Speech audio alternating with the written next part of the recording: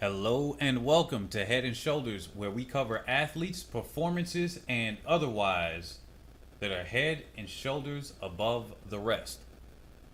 Welcome, everybody. For some reason, it wasn't letting me go live for a second, but we are good and ready to go. Let me turn this down before I start echoing to myself at this moment.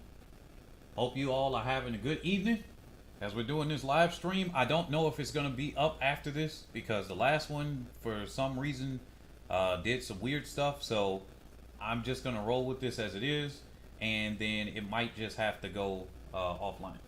So let me see this for a second. So today we're going to cover the 100, the 200. Well, those are the two events that I do promise to cover, the 1 and the 2.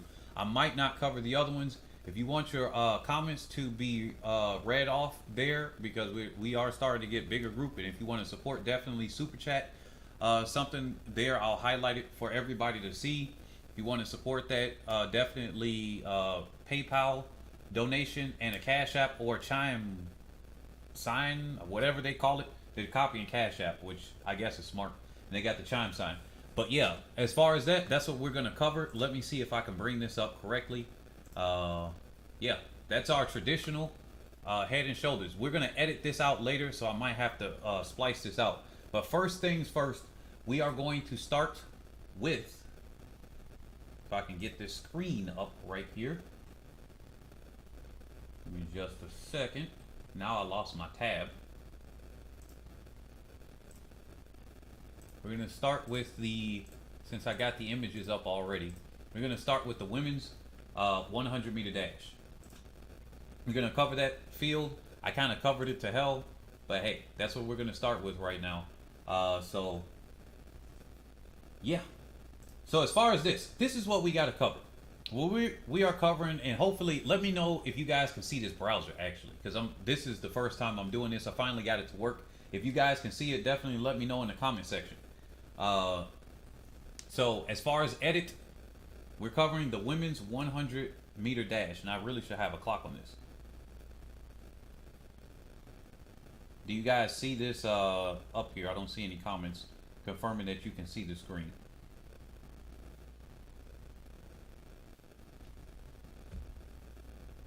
All right. Okay, cool. We got that. So we are covering first the women's 100 meter dash, then we're going to cover the men's, then we're going to do the 200 meter dash, and then go to the men's. So with that being said, we all know who the world leader is right now. It's Shelly Ann Fraser-Price. So I'm going to do an overall breakdown of each person that I think will make the finals.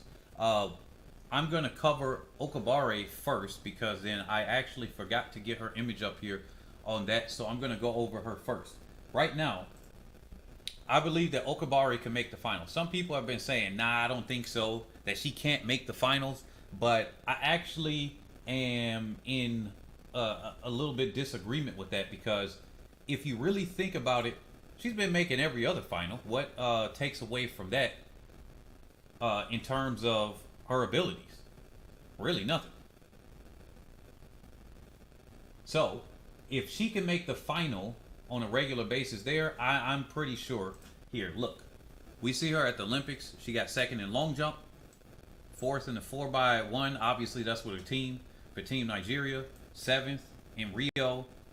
Eighth in the 100 in London.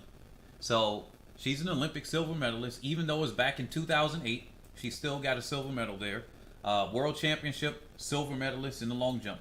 She got eighth in 2017. Then I believe she just stopped long jumping. I think she's still competing in that, but she stopped trying to qualify for the long jump at the championships, and just concerned with her making the finals in the 1 and the 2. So she's a world championship bronze medalist back from 2013. So she's got a pretty good resume. She makes the finals, even though it doesn't show here. She typically can make those finals.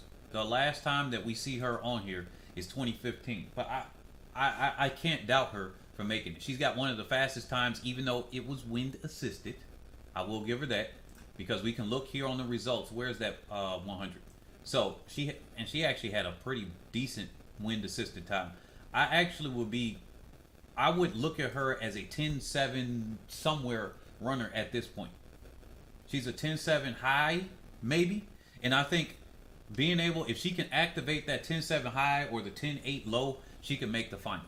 Because it's not overly competitive where everybody, they're just going to knock them out. I think the 1 and the 2 are the two hardest events to go through. I don't know how many people have to go badly for Okubari to make the final. So, this is her personal best, which is also the Nigerian national record, which is a 10.79. I think this year she either matched that if you took away the wind assistance, or if you just made it 2.0 and you did it that way. I think she was either there at worst, or she was really just 10.7 mid somewhere. I think that's where we would see her. She might have had a new PR. And this wind reading here, I don't know. It was played around so many times. I don't know. But as far as that, I think that she's going to make the final. So I covered Okubari right there. Let me go over to this. Let me switch my screen and cover these other athletes really quickly.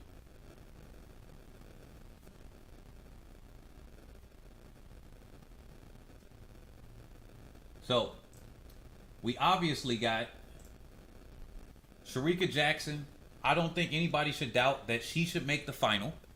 So in terms of who's making the final, I think Shericka Jackson, she's a pretty much sure and win. We know what she got. Why is the image doing that? So we got Shericka Jackson here, gonna make the final. We got Shelly Ann Fraser-Price, gonna make the final. We're gonna bring all the athletes there, and I cover Okubari first for a specific reason, and that was because I actually forgot to put her on the image. But we can argue that she might not make the final. But for now, these are the athletes that I believe that will make the final. Elaine Thompson will make the final. Let's put her here. We got Brianna Williams. Oh, wait a minute. Nope. Brianna Williams is on the 4x1, so I'm going to cover her in a second. We got Dina Asher-Smith. She's likely to make the final. Talu making the final. Now, if we look at this as, okay, they are covering, let's say, 9 lanes. These are 1, 2, 3, 4, 5 athletes. Okubari will make 6. If we're thinking 9 people make the final, we got room for 3 more people. If we are thinking only 8 people make the final, then we got room for 2 more people, and I think Okubari will be one of those people. Now, that's why I think Okubari can make this final. Because people are saying, oh, how many people got to mess up? It's not really that. It's just that if you look at the top people that are secure, Okubari is up in that top list of more or less secure people. I can't see anybody else coming up there to challenge her. What has she got? Natasha Morrison ahead of her. She's not there. TT Terry is not there. Richardson is not there. So the next Sturgis is slower than her this year as far as a wind legal time. And if you factor in both wind illegal times, Sturgis is still slower than her. But if she was there, she still would be there. Okubari is the 7th ranked person this year, and I can't see her misfiring, because that's what I call what she does, a misfire, and that she can't make it. So right now, with the athletes that we have here, and let me see if I can bring up Okubari on the screen, because I believe I do have an image of her on my computer. So, as far as this, I think that Dina Asher-Smith can come up here and potentially challenge for a spot. As far as a medal, we're going to talk about medals first, then we're going to talk about the orders. So here's Okubari. Let's put all the big name contenders on the screen. We want to be fair to everybody here. So Okubari, one of the big name contenders, we got her on the screen now. Put her under Talu. And when it comes to this, let's go to Dina Asher-Smith. Dina Asher-Smith has a chance of getting a medal right here. If only I could, here we go. Dina Asher-Smith has a chance of getting a medal. Which medal can she get? It depends on if she PRs. If she can PR, she might actually surprise everybody. And I'm not even going under the understatement, because she was there back in Doha, and I have no idea why this image is rasterized like this, but she was there in Doha. She knows how to put things together. Especially, she's a gold medalist in the 200 meter dash. She knows how to put things together. Now, I will say her stronger event is the 200 meter dash, but I would not doubt her to do something special, even if it comes out of nowhere, because people put things together and they train for these Olympics for a reason. So that's what I will put Dina Asher-Smith in a chance for a medal. And if she could PR, she might do something special. There's no guarantee that the Olympic final is going to be a 10-7, a 10-6, a 10-5, or anything like that. It could be in the 10-8s. And if it's in the 10-8s, you already know who I already say is the cleanup person. We got Talu right here. You know she's the cleanup person. We all know who the cleanup person is. Oh yeah, by the way, anybody that's watching right now, definitely get the likes up in this live stream. Get the likes up. Share it with other people, because the more we get the interactions here, the more this shares it out. More that shares it out, more people will watch and obviously come in. If you like the support, definitely check out the Cash App. Donate to the Cash App and PayPal. And if you want to be heard in a different way, Super Chat. So with that being said, the cleanup person. We got the cleanup crew right here. And I would say Dina Asher-Smith could be the cleanup crew too. Because to be a crew, we need more than one person. Dina Asher-Smith, while she doesn't have the speed of the Jamaicans, she does have the speed enough to come in there and do something special, especially if she can get a PR at the right moment. And she's one of those athletes that performs at the right moment. Talu is another athlete. She's been there this whole year. Have you noticed what she's been doing? Every time she's in a race, she's like literally right behind them. She's right behind Shelly Ann Fraser-Price. She's right behind Sharika Jackson. She's right behind Elaine Thompson. She's like right there, and that's the unfortunate thing. She's right behind them, and if you add all three of them up together, that gets her a fourth place, unfortunately. But I think that she knows how to put it together here, right? So now let me go to the individual. Here's Elaine Thompson-Herah, or Herah. You know what? I'm not sure how to pronounce her last name. I've heard Herah, but I also heard Herah by the Jamaican announcer. So as far as this, we talking about the 100 right now, because I didn't introduce for the person that's asking, I didn't introduce Jenna Prandini and then other athletes like Shanae Miller-Weibo. I haven't introduced them into the field. We're talking about the women's 100 at this point. So here's Elaine Thompson-Herah, and we got an elephant in the room. Everybody can acknowledge that, you know. And this picture, I kind of like using this picture. It describes so many different things right here. Herah, okay. So as in terms of this, look, with Elaine Thompson-Herah, if the Achilles flares up, and I'm telling you, this is the first time I got an Achilles injury right now, and I'm training to break 4 in a mile, and I can tell you, man, that stuff is serious. This is the first time I've ever had it from yesterday. So I'm like, oh my goodness. I can understand that if she's trying to run through that, if that flares up at this moment, and it looks like maybe she's not going through that.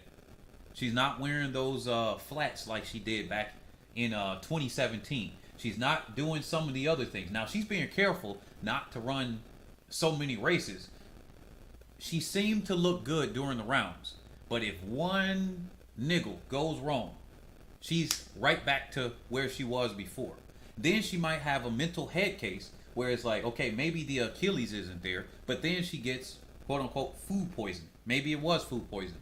Or she became sick out of nerves, because that happens to people. If that happens, Elaine Thompson can go from, she might win this whole thing, and she has a very real chance of winning. A healthy Elaine Thompson seems like she could beat anybody on the planet. But then we might get the other Elaine Thompson, where she's just out of the medals completely. That's the literal different thing.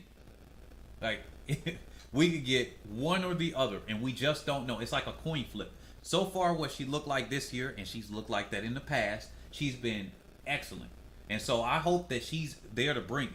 Now, a lot of people are looking at and saying, okay, here we go. Maybe she won't be able to do it, but look. Okay, let's do Shericka Jackson right now. So before we get back into everybody else, Shericka Jackson is kind of gonna be the dark horse right here because she kind of randomly did the 10-7-7. You know, of course, that was in the semifinals, and then she came back in the finals. She didn't run as good, so that happens.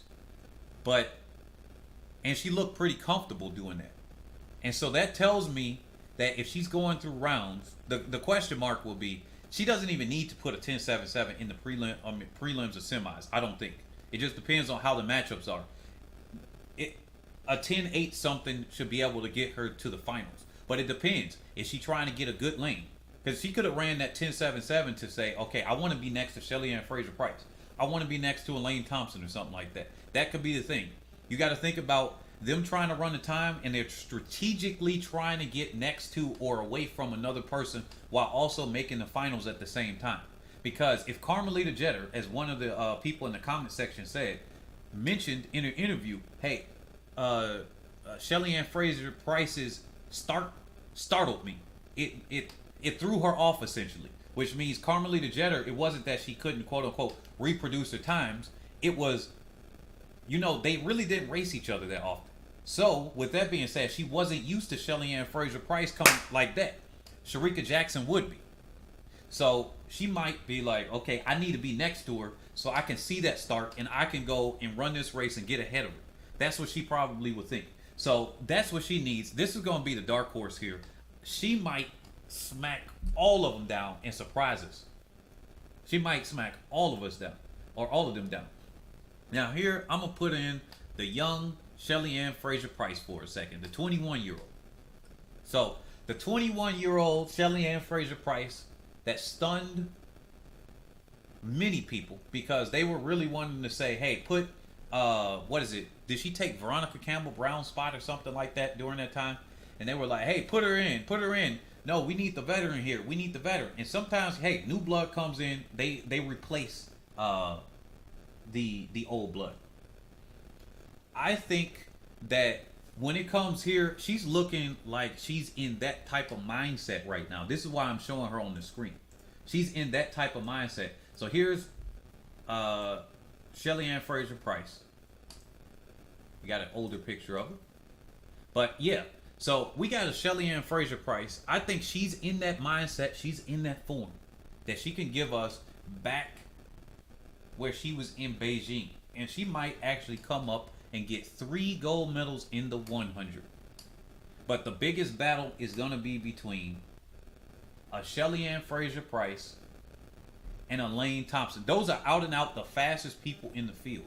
If Elaine Thompson gets it right, Shelly-Ann Fraser-Price should not be able to keep up with her. Why is that? Her height would be an advantage there. She has good finishing speed. If she can get out around where Shelly-Ann Fraser-Price is, they're looking similar. Her height is going to give her more stride length. We got to talk about the technicalities in the sport right here. And so many people are saying, hey, you know what? Elaine Thompson got everything. Now, the thing is, Shelly-Ann Fraser-Price is already running 1063. That 1071 on that soft track that Elaine Thompson just ran tells me that she can run a 10.6 something. Can she run a 1063? Does she have that ability in her legs right now? That's the question mark. And can she do it with the rounds? Because the rounds might flare up her injury or her past injury. Yeah, maybe she's past it, but then there might be some residual pains and things like that. When I got a hamstring injury before, and I kept training on it, and then eventually I just stopped to let it rest during the rest season. There was a period of time that it was my left hamstring. Then I felt my right hamstring or something. I was just nervous to even, should I put the effort on there? Now, I'm not in their spot, but thinking, hey, I want to get this medal or something like that. You're training pretty hard in practice. You got to hold back a little bit. You guys get what I'm saying here? You got to hold back a little bit in order to do that. So when it comes down here, let's put Elaine Thompson back on the screen. Because this is the biggest battle right here. This is the biggest battle. with Jackson as the dark horse. I don't think Jackson has the legs for it, to be honest. She might have it in the future. She might have it next season. Now, if either one of these two athletes, fall off a little bit, then it opens the field for a Jackson. So, the thing is, if Shelly Ann Fraser-Price can get the jump enough on Elaine Thompson with her newfound closing speed right now, there ain't really nobody that can close them. All she needs is what? A meter and a half, two, maybe. Yeah, a meter and a half or two. I think a meter and a half, it'll be really close, but she can still take it. 2 meters, done. 2 meters is done. If you can't close up on Shelly Ann Fraser-Price with a meter and a half or 2 meters by about 60 to about 70 meters, I'm going to give you 70 meters, then it's over. Because she has that closing speed. And while she will be going through the rounds, Elaine Thompson's going through the rounds, Shericka Jackson's going through the rounds. Those three athletes are doing the exact same events. We also got here, if you want to think of it this way, we got Dina Asher-Smith. She's going through those same things. So while her being slower, she's going through the same rounds of the 100 and the 200 with these athletes. Now the biggest question here is that who out of these ladies right here? Okay, where's Shericka at? Here we go. There is Shericka Jackson peeking in there. Out of these ladies right here, and I think these are the most likely contenders. These are the most likely contenders. Out of these ladies on the screen right now, I could put Talu. If I put Asher-Smith up there, I could put Talu. But Asher-Smith, I trust her more to be faster. I think these are the most likely contenders to the medals.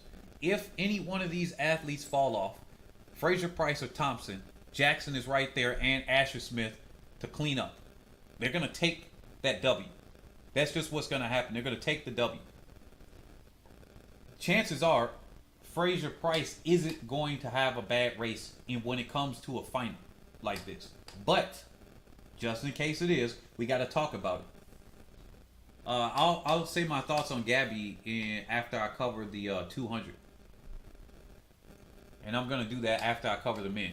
But when it comes to this, Jackson, she got that play action button. Like I told you, you press the button and she's probably going to take it. This is going to be a very interesting one. But here's how I think it goes. If it's the Elaine Thompson that I think has that potential, she's going to win. I almost got no doubt in my mind for it. She's going to win. She's going to surprise like she surprised Shelly Ann Fraser-Price the other day when she ran that 1071 on her head. If it is a max potential between Thompson-Herah and Fraser-Price, I'm going to give it to Fraser-Price now because of her ability that she's already ran the 1063. She's already ahead in training, whereas Thompson-Herah had to deal with injury. So she's had that foot injury. She's had the Achilles heel problem. Because remember, it affected Shelly Ann Fraser-Price for the Olympics and the year after at the World Championships for her to get over it. Now Thompson-Herah had that. That was like 2 years? No, that would have been 4 years ago. Now, yeah, at that World in 2017. So she's had 2017. So she had 18, 19, 20, and now it's 21. So she's had 4 years to deal with her ongoing foot injury. Now she's had a chance to run, to rest, and everything. If I were the coach, I would have taken her out completely for an entire season or something like that. Even including an off season, I would have taken out a championship season just not to have her run. And so I think that 2019 she was already healed up. That's what it showed me. She just had vomited and whatnot. So Fraser-Price, I'm going to give the slight favorite to Fraser-Price, co-favorite to Thompson. But it's only slight for Fraser-Price because Thompson is literally, she could win or she could not medal. Jackson is the cleanup crew, number 1. Asher-Smith is cleanup crew number 2. And then Talu is going to be coming out the back. And she's going to do the layup. And she might be the other cleanup crew. That's what I think. Fraser Price, Thompson, Jackson. It might be a clean sweep for Jamaica. I can't see anybody else coming in, especially if Thompson-Herah is up to her potential. So let me go to the other events here. Let me know you guys' thoughts on that one. What do you think of my quick take, or not so quick take, on that?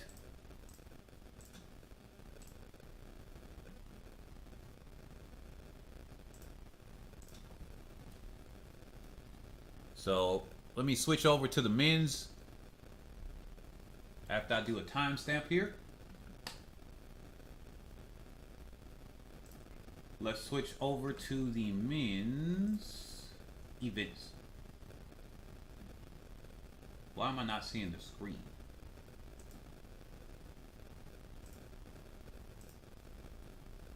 Are you guys seeing that screen now? Oh yeah, now you can. Alright. I'm facing a little bit of lag right now. Bear with me. So we're going to go over to the men's 100.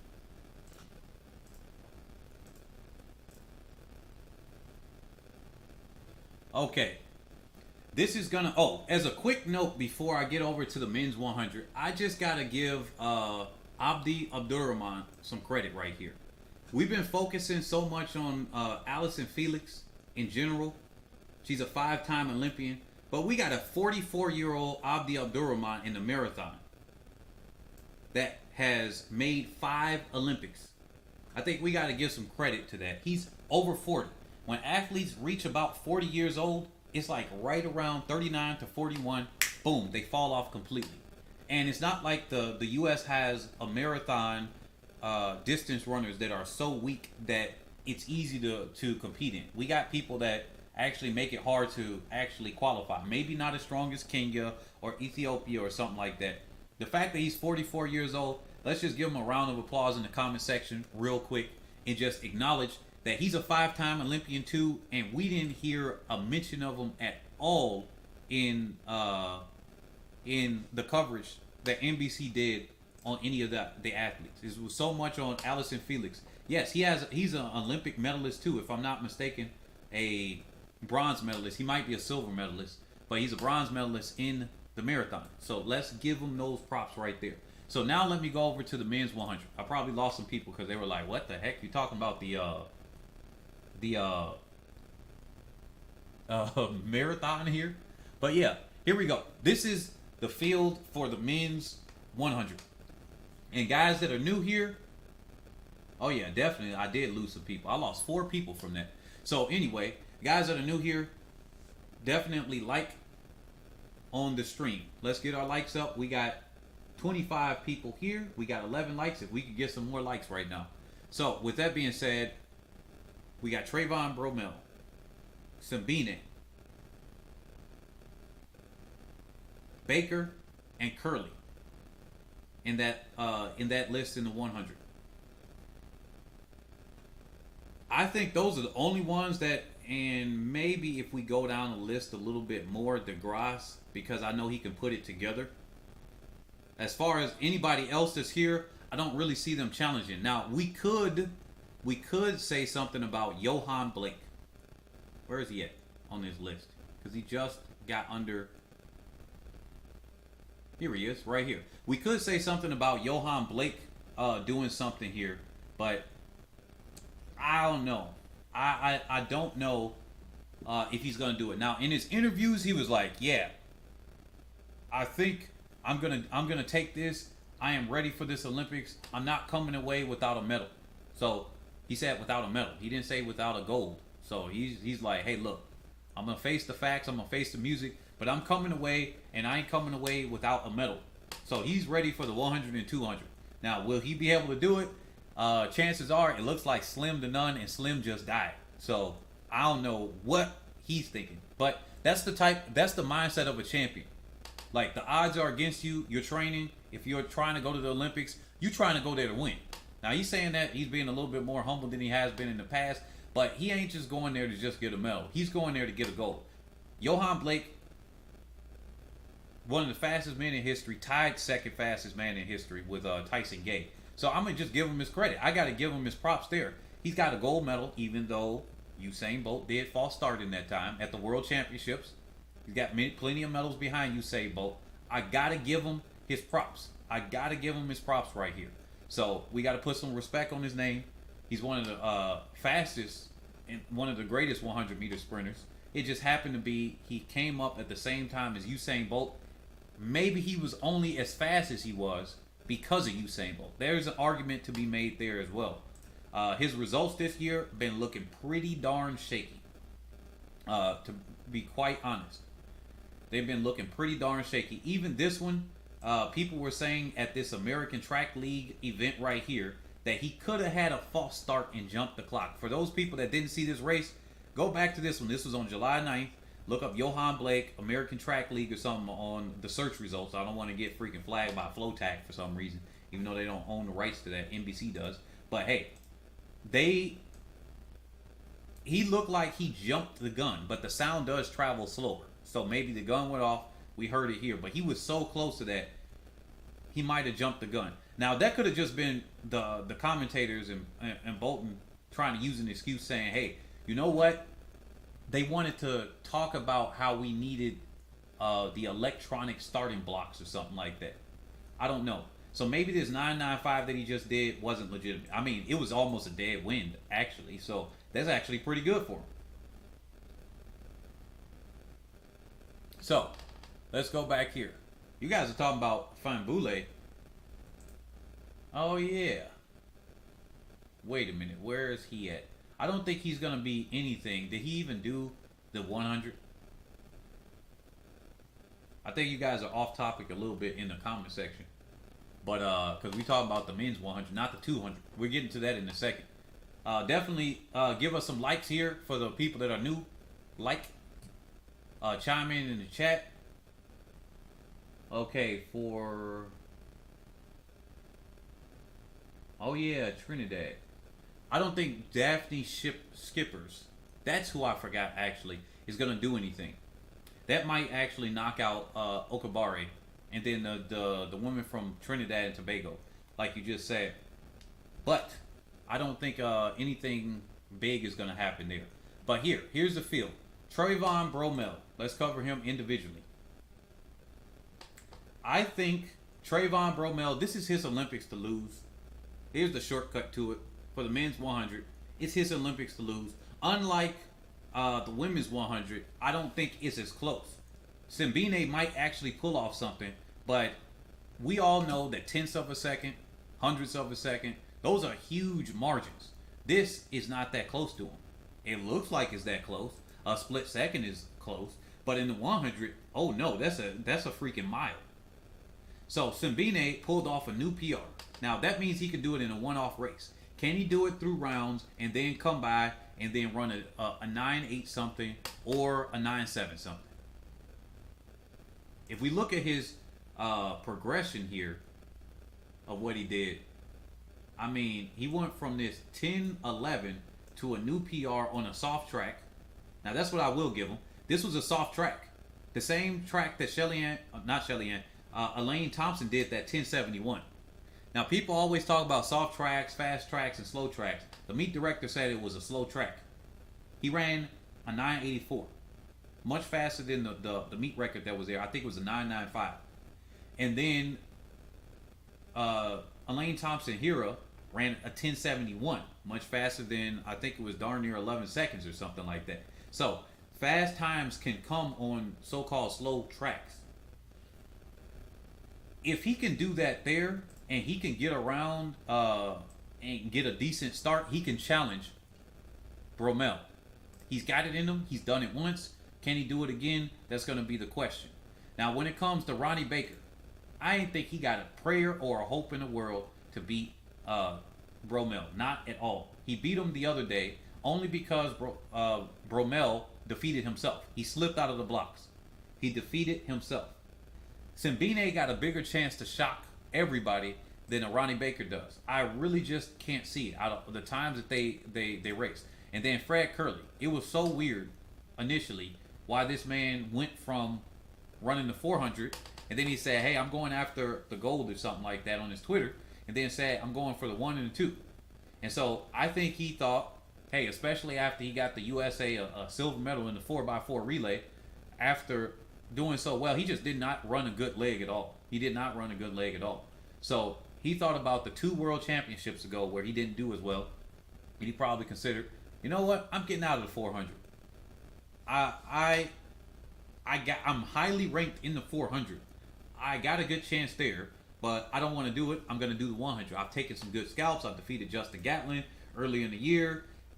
He's going here. He's got first, second, first, second, first, second. All of this stuff here on his results, and yeah, he went for it. So with this being said, I don't trust him to win at all. Can he medal? That's questionable. I don't think so. I don't think Curly is going to medal. I don't think it's going to be an American sweep anymore. When Sabine is there, when we got, if we consider, where is he at on this list? Andre DeGrasse. Now, he doesn't look good at all during most of the year, and then he comes up at these championships, and then he kind of shows up. Now, he has been struggling after Rio, to give him that. But look at this. This man finished third in Doha and second in Doha in the 100 and 200 respectively.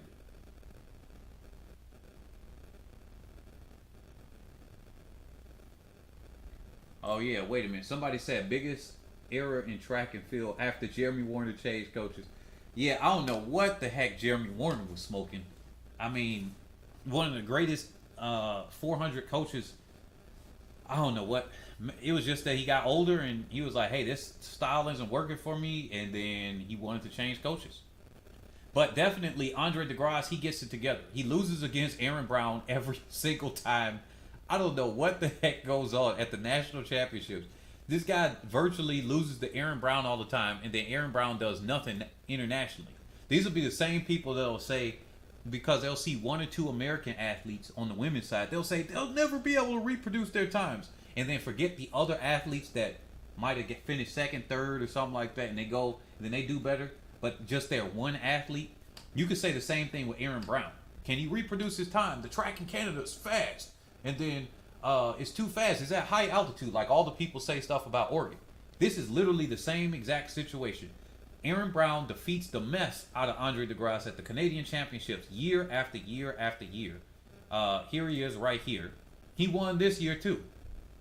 If you look at the honors, let's go down here because Aaron Brown is going to be in this final. I'm bringing him up here because he is.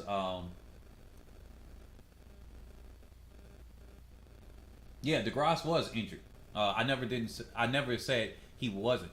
It's just that he has fallen off. That's part of falling off. You get injured, you fell off. So Aaron Brown, here he is. He won the 1 and the 2 again. And what is likely going to happen? He's not going to show up in this championship at all. Unfortunately, he does go to a psychiatrist and he does talk to them because he has confidence issues. And I think that's what defeats him more than anything. He got his self-confidence issue. Now, when it comes to Johan Blake, I already addressed that. I can't see anybody else being in the mix. I really can't. I can't see Leo Lila in their Gift. I'm going to say Gift because it's easy to read the first name. But I can't see Gift from South Africa being in the mix. I can't see Yamagata being in the mix either. But Yamagata might actually make the final. Lamont Jacobs might actually make the final, but I can't see them doing anything. It's just not going to happen.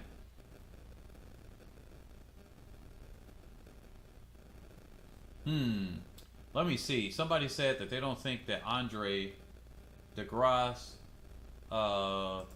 races at the national championships. I think he does.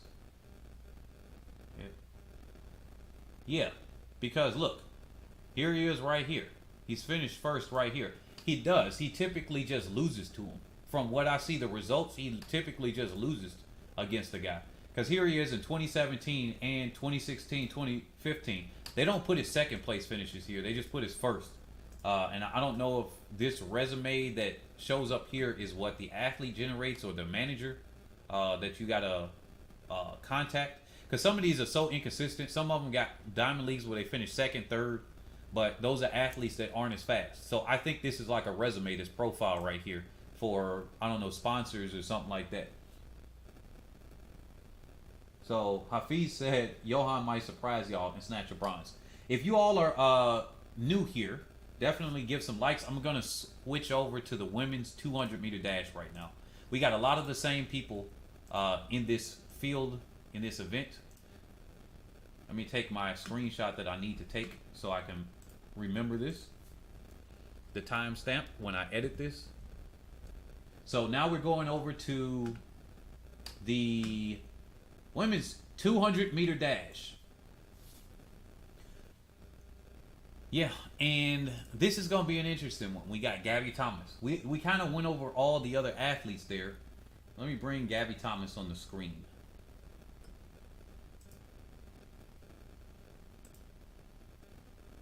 Actually, let me go over Jenna Prandini for a second. So, Prandini is going to be an interesting one because she actually does know how to close. She's going to be one of the people there that people are writing off because they're like, oh yeah, but she's got a medal. She knows how to run the rounds. She knows how to run quickly. She ran against Gabby Thomas. Gabby Thomas pulled out something that was unexpected, but we can't discount her at all. This is like discounting Daphne Skippers. And I did actually forget to mention her in the 100. She hasn't been running as well. She's been running horribly. After she's stepped away from the heptathlon, it's like the further she is away from stepping away from that, it's like she lost some endurance. So I'm thinking that maybe she needs to get some more speed endurance in her. I'm talking about skippers. I think that's what she might need to do because for some reason she just isn't there. Could be her older age or whatever's happening to her behind the scenes. But the longer and the more years she's away from what she used to do, the slower she seems to be getting and the less competitive she is, as well as other athletes getting faster. Somebody said Blessing ain't making the 200 final. DeGrasse did not run at the national trials this year. Alrighty. So when it comes to this Prandini, let's not doubt her. Let's not doubt her because let me go back over to Prandini right now instead of Gabby Thomas. She is pretty darn consistent. Hold on. Let's look at her honors right here. So, World Championships, silver medal with Team USA on the 4x1. She's got a couple Diamond League wins. She's got a couple wins in the national championships. One of these being a big one where she knocked off Allison Felix in 2018. Maybe that was 2015. One of those two, she knocked her out in the 200. So she knows how to do and compete very well. I don't see her coming away, if I'm going to cut to the chase here, with the gold. I don't see her. Not with the rest of the field here. Not with her slower 100. Now I can't see it. I was going to try to give her something, but I really just can't. I really just can't. Now, if the other people in the field don't do as well with this 21.89, now, I think I could see her doing a 21.8 to a 21.9 in the final. That's what I see her.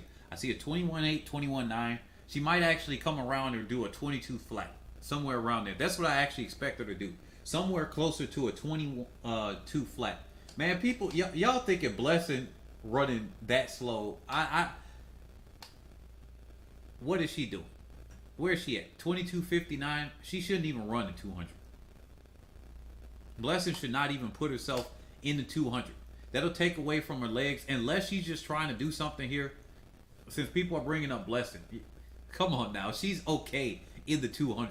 Now, if she has it together after she does the first round in the 200 and she ain't looking too hot, if she makes it to the semis, she should just pull off.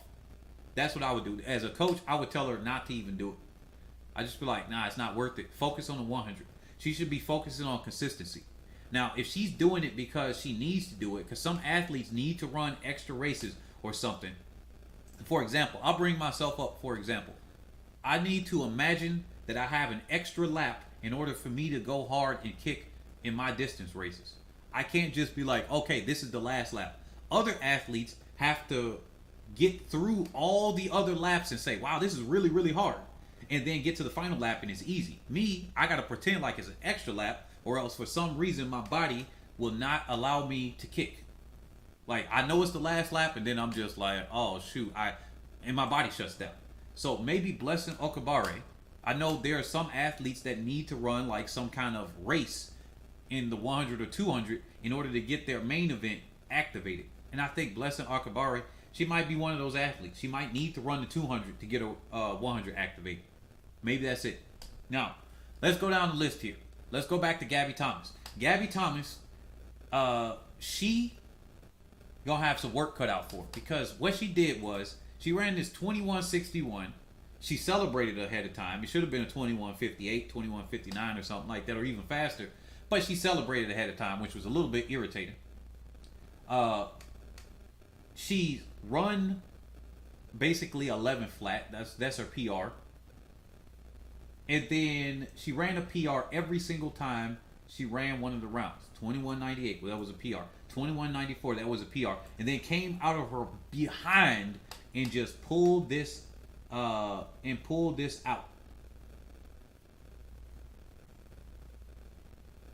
And then, yeah, I don't know. I don't know if she could do this again. I really don't. What do you guys think? I really don't know if she could come by, and let's try not to do it from the biased perspective of saying, oh, the Oregon track.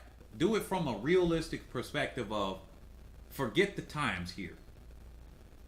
She pulled away and she had a kick, which is usually unheard of in a 200, and she muscled herself. You saw her. There's one thing where there are athletes that muscle themselves there, and then there's other athletes that run smooth through. I'll give you an example. Veronica Campbell-Brown. She looked like she muscled herself through every single one of her races because her form was just so bad.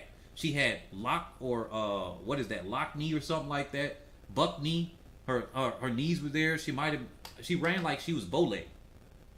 That's how Veronica Campbell-Brown ran. We also had Carmelita Jeter look like she muscled herself through, like quite literally with the bulging muscles and everything there. But really, Gabby Thomas muscled herself to this 21:61. She muscled herself to that kick there. There was something that just called in her and said, I ain't losing this. If I'm going to lose, I'm giving everything. And that's what she did. I don't know if she can do that again, because that's not an easy thing to consistently say, I'm pulling out, unless you may have practiced that. That's got to take time again. That could be a one-time thing.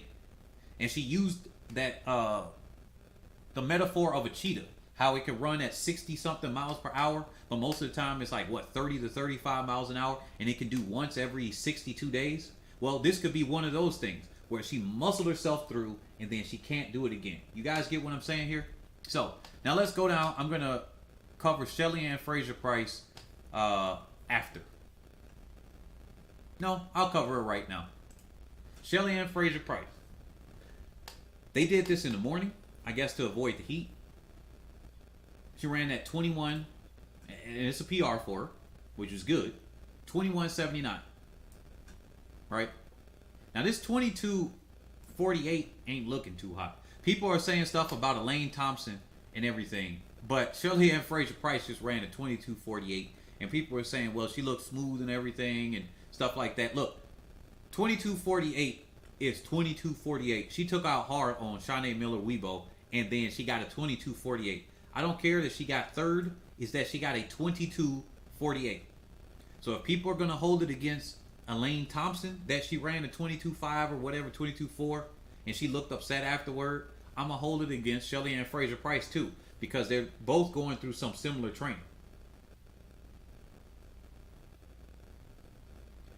Man, I didn't say anything was wrong with her bulging muscles on Carmelita Jeter. When did I say that? I said she literally muscled herself through with her bulging muscles. That's what I said. I didn't say anything wrong with that. Matter of fact, I got a whole video coming up defending female athletes and their bodies and everything, because you're going to look a certain way when you're as an athlete and you're training. I think you may have misinterpreted me, but yeah, right here, she's the fastest in the field over the 100, second fastest in the field over the 200. I think it's going to be pretty hard to beat Shelly-Ann Fraser-Pryce this year. in the 200. People keep saying that, oh, it's going to be competitive. It's just as competitive in the 200 as it is in the 100. And I'm not going to say Shelly Ann Fraser-Price's weaker event is the 200 anymore. She's won several times the 200, with that being her weakest event, and not even breaking 22 seconds. Didn't she get the treble back in, was that 2013? I believe she got 100, 200, and then 4x1. She can very well do that again. So it comes to Shericka Jackson. I think that Shericka Jackson is my favorite for the 200 right now. She's got the best of all abilities here. She's a similar makeup of Shanae Miller-Uibo, except faster. That's the thing. Now the question mark is, I think Shericka Jackson is going to be the person that runs the relay legs. That's going to take away from her ability, and I think that's what's going to cost her this championship. You can only have 2 alternates, and we got 3 Jamaicans that are just right up there with the best of them. Because if you put Elaine Thompson to run the rounds with her history of her injury, I don't know if I would want to do that. But hey, look, maybe she only has to quote-unquote jog. That still takes it out of you to run 11 low or something through the rounds, because the other teams are trying as hard as possible. You're holding back a little bit. It takes something out of you, because that's 2 extra races that she'll have in her legs that the other athletes won't have. And because she's the 3rd fastest in the 100, she might not be able to do it. But because she finished 2nd at the Jamaican trials, maybe they're going to allow her to not have to do it. What do you all think about that one? Because this is going to be the biggest question. If she runs those rounds in the 4x1, I'm not giving the favorite to Shericka Jackson. As it stands right now, assuming that she's not running the rounds, or that she's a little bit stronger than I think, the overall strong favorite to me is Shericka Jackson to get this gold. Strong favorite. Strong favorite. So I would give her that. Overall, the 1077. And she's right there with Shelly Ann Fraser-Price with that 2182. She's come down from the 400, so she still has that. Kind of like Daphne Skippers. You got that strength, come down to the speed, put it together, boom, and you got it. Right? So she's got that. She's a strong favorite to me. The thing is, like I said, and we saw this in live action, I'm going to pat myself on the back again. Remember, Shericka Jackson, I said the plan. Let's switch this over to, where is this at? Okay. Now, let's switch this over here. We're going to talk about the 4x1 in a second, too, for the men and the women. So, Shericka Jackson, what she needs to do is she needs to get out in front. She needs to be, in order for her to win, she has to be next to Ta Lou or Shelly Ann Fraser-Price, maybe even Elaine Thompson, but Elaine Thompson is inconsistent in the final.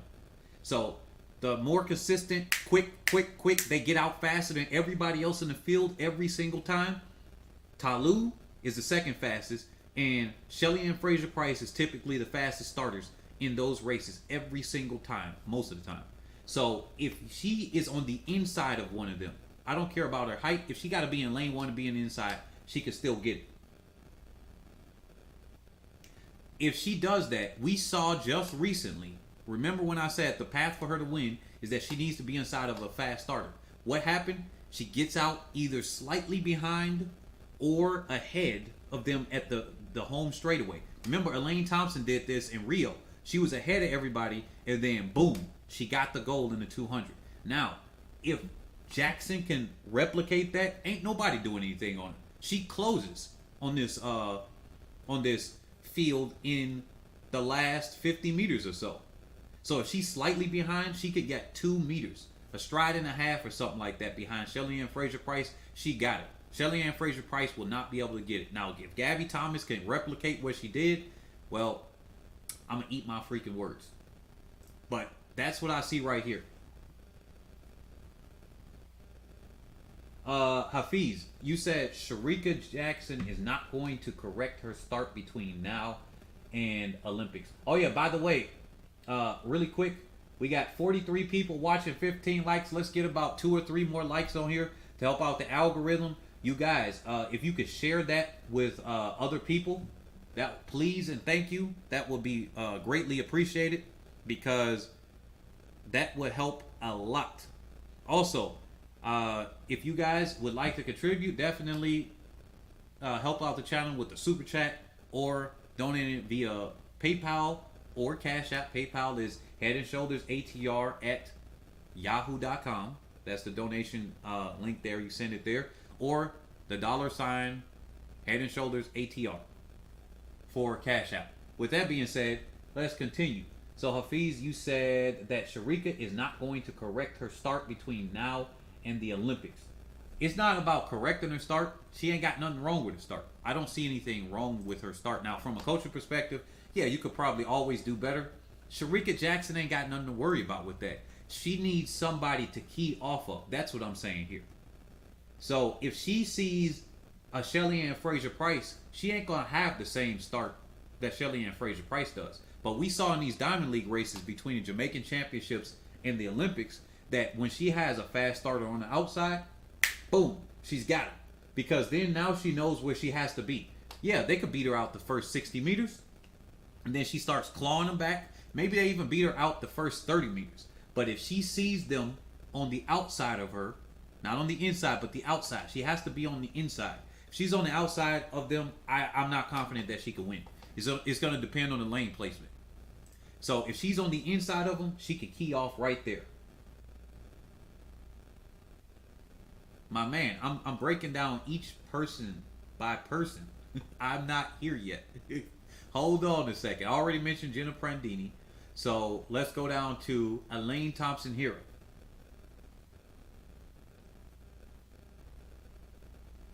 Yeah, as far as somebody asked, to be clear, are only 2 substitutes allowed for relay rounds? Yes, only 2. Only 2. That's the thing. And that's the unfortunate thing in some ways. If they had 3 or 4, then that would be great, but only 2. So here's Elaine Thompson-Herah. Question mark. Would she be one of the people on the relay leg? That's going to be a big one too. If she's on the relay leg, it's busted. I have no faith that she'll... Now, if she's on the relay leg, yeah. If she's on the relay leg, I almost expect her to drop out of the 100 or the 200. And she's most likely going to drop out of 200 because she's been weaker on that for the whole year so far. She hasn't broken 22 seconds yet. But in that final, I think she could have broken 22 seconds looking at the Jamaican Championships. But once she noticed that she was kind of safe, she just kind of coasted there. That was more like, okay, they were safe. She didn't think she could win or something like that. And then she kind of coasted. I saw how that race went. Now, the 100, she had to fix her bad start in that final where she finished there. But it really just finished in the same order. Shelly Ann Fraser-Price, Sharika Jackson, Elaine Thompson. Shelly Ann Fraser-Price, Sharika Jackson, Elaine Thompson. That's what it went in the 100 and 200. Now, I think she could go 21-8. Maybe... you know what? Really, on a max prime Elaine Thompson-Herah, she could go 21-6 something. That's what I really consider, even with the rounds. Now, if she's on that relay, I got all faith is thrown. And if she's still in max prime, I give her a 21-8 high, 21-9 low. I don't know if that's going to be good enough to win at the championships, though. But as we could see through the rounds, she won with this 22-43. And anything can happen. The wind could be high. There could be adverse elements. And I give Dina Asher-Smith the win there because she seems to win every single time. It's like rain or something like that. Yeah. I don't know if she could have beat her because I just read a comment here. Fujita123 said, I think Sharika will win the 200. She could have beaten Fraser-Price if it weren't for her slowing down at the end of the trials. Yeah, I don't know. I don't know if she would have beat her. I saw her. Maybe they all were both thinking like, hey, let's just let Shelly Ann Fraser-Price get this. She looked like she was kind of just running next to her. But it was one of those things where I've run next to a person and knowing that all we had to do was get to the next round or something like that. But I was still trying to win, or it was even in the final, and then I tried hard next to the person, and then they sped up. I sped up a little bit more, they sped up a little bit more, and I was just like, I can't get it. Because this next round, let's say going from conference, I'm going to see them again in sectional. or regional, sectional, state, or something like that. And I just looked at it like, okay, I got something else after this. As long as I made myself through. And it could be one of those things where it's just like, I can't beat this person right now. And I could be trying a lot harder than I could just to lose against them anyway. That's what I'm thinking happened. Because it didn't even look like she would have been able to pass her. She tried for a second, and then it was, all right, I'm just coasting. Same thing that Shelly Ann Fraser-Price did. I'm just coasting. All three of them coasted. I don't think Elaine Thompson-Herah had a chance to win, though. So now let's go to Shanae Miller-Weibo. Now, Shanae Miller-Weibo, it depends on how many rounds she does of the 400. And I think I covered this on the last video, too. For the new people that are just coming in, we got, I think, 10 extra people now. I did just cover, I'm covering each person by person here in the women's 200. We just went over the men's 100 and the women's 100. Now we're going over the women's 200, about to go over to the men's 200. If you're new, you just joined the stream, definitely like, subscribe if you're not subscribed yet. Definitely contribute here as far as to the conversation that we have here. And if you like the content here, definitely leave a super chat or donate via Cash App or PayPal. With that being said, Shanae Miller-Weibo, she knows how to do stuff. People keep making a joke about her diving and everything like that. But, I mean, she's got enough silver medals in the 400 to prove her worthwhile. She's finished third in the World Championships in the 400. She's the Olympic 400 champion, which it was kind of weird for me to see her not want to compete in the 400 when she did this early in the season. Where's her 400? She ran a 49.08 back in April. And then she said, nope, it's kind of like Fred Curley. I'm just like, dude, aren't you ranked number 2 in the world this year? And you're going to go to the 1 and the 2? Like, it was so weird. But then the rumors spread around that she might have been injured and everything. But because she did this here, the 50.48, I don't know. That's all she needed to do to win. I mean, Bahamas isn't necessarily as strong in the 400 that the U.S. is, so she didn't necessarily need to break 50 seconds in order to win. So I still think that she should go toward the 400, which I'm going to cover later. So I'm not going to cover it too much. But it depends on how many rounds that she does. I would think that she does both the first round for the 200 and the 400. And then, however she feels, she'll drop one or the other one because of how the schedule is. That's what I think is going to happen.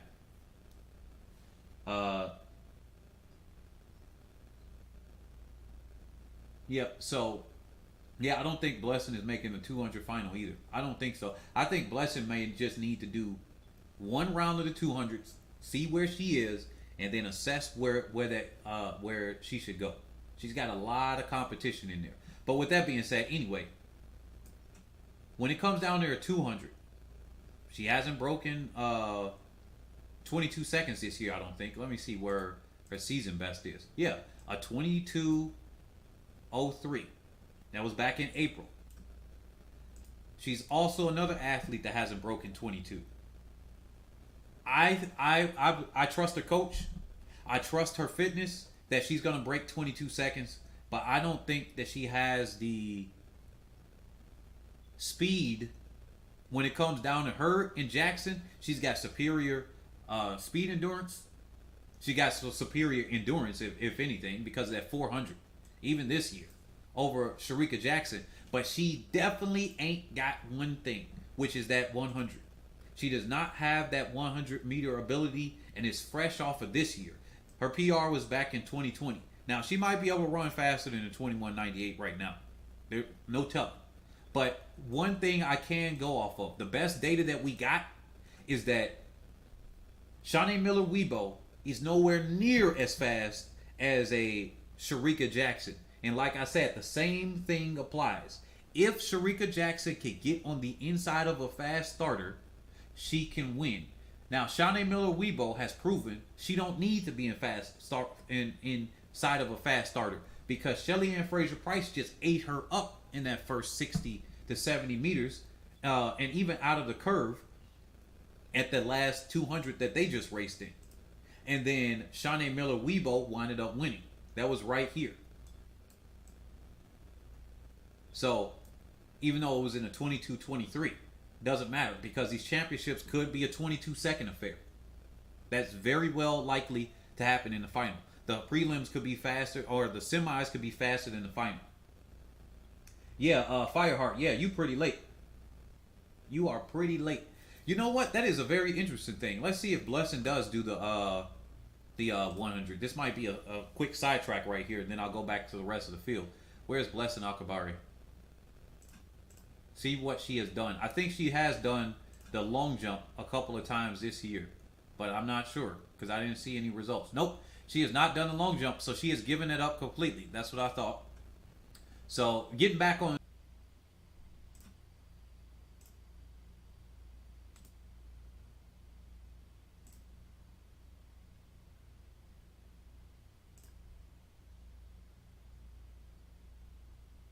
Okay.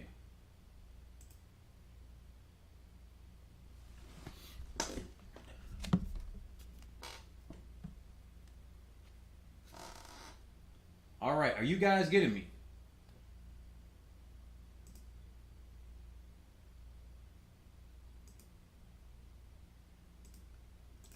Oh, wow. It's frozen for a second.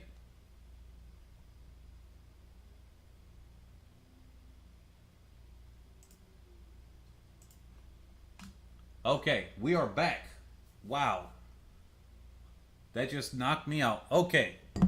So, let's get this done. We're probably going to buffer a little bit in here. My Wi-Fi just died. I guess it didn't charge up fast enough. And so, I had to switch over.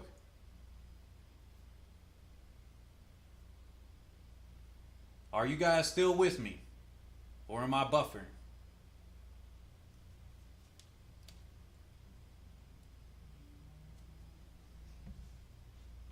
Ooh. Give me just a second. I'm going to have to switch over some things right here.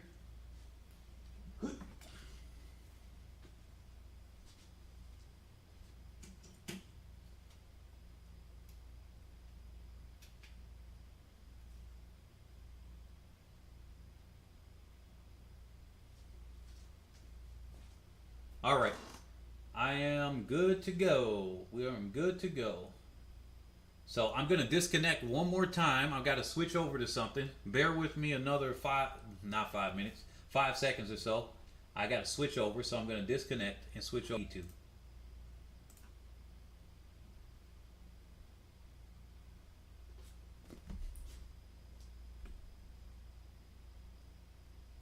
We just lost a couple people, but we're all okay.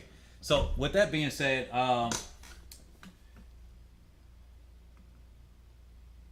now it's saying that buffering is happening and whatever. I think we're all good. Man, can we get some likes on this stream before we lose out? So we can do that. We're back. Okay, with that being said, let's get this. Let me see how much delays with that. Okay, so where was I at? Who was the last person that I spoke about? Now that we were interrupted on this. Oh yeah, Shanae Miller-Weibo. I give her a fight for the minor medals, but to be fair with Shanae Miller-Weibo, it's going to depend on what she does in the 400. If she's in the 400, I give her a minor medal. If she's not, and she only does the first round, I actually give her a legitimate chance of winning the gold. But it's just too many fast other people here that I mean, I can't see her just out of nowhere. While she did do this, the 2174 back in 2019, and that was against a headwind. That shows a lot of strength. I haven't seen a sign that she's gonna be able to do that. But you know what? Shanae Miller-Weibo is maybe another one of these athletes that peaks at just the right time, and she gonna smack me in the face for ever doubting that she can get the gold. I really can't see where we go wrong here. Anybody else agree or disagree with that one? Before I move on to the next one, maybe she is gonna be the person.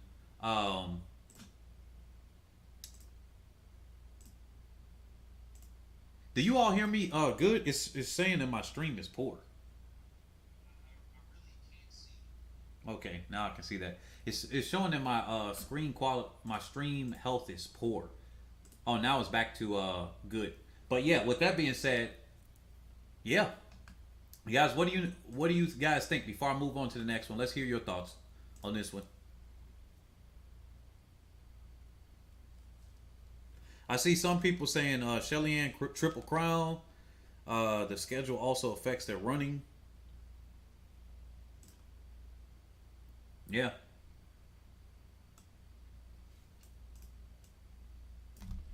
All right. Okay. Now I'm gonna cover Dina Asher Smith, Talu, and some other athletes here. We got to cover those athletes because okay, Fireheart said, guys, this is not how Shanae's season usually goes. She doesn't lose 200-meter races. Sharika beat her comfortably. Also, Shanae was in better shape in 2017 when she did the double and she managed third. Yeah, see, that's the thing. She may peak at the right time. Trevor Woodley said she may peak at the right time. Doesn't mean she's beating Shelly or the other Jamaicans. Giddy said, I think that 200 gonna be better than the 100. Hafiz, yep. Jermaine, Shelly will win both the 100 and 200 with season best and personal best. Hold me to that. What y'all think? And Deld OHC said Sharika is going to win 4 medals. The rule was amended in 2019. What rule are you? Oh, okay, gotcha. But yeah, with that being said, okay, let's move on to the next people because we got some people in here with short attention spans, and I don't want to drop some people off on there. So, but yeah, if you are here and you are just joining the stream, definitely give us a like.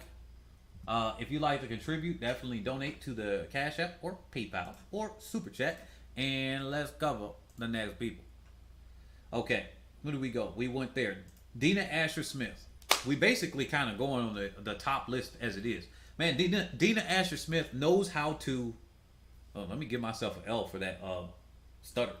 Dina Asher Smith knows how to get her personal best. Look, she got national record personal best in Doha in the 200. National record personal best in Doha in the 100. She knows how to get herself together. Now, she was running like a washing machine, smacked her in the British Championships and everything. And then when they teased her with the 10.71 and then rounded it up to a 10.98, those freaking curse those freaking vile timers. They really messed her up.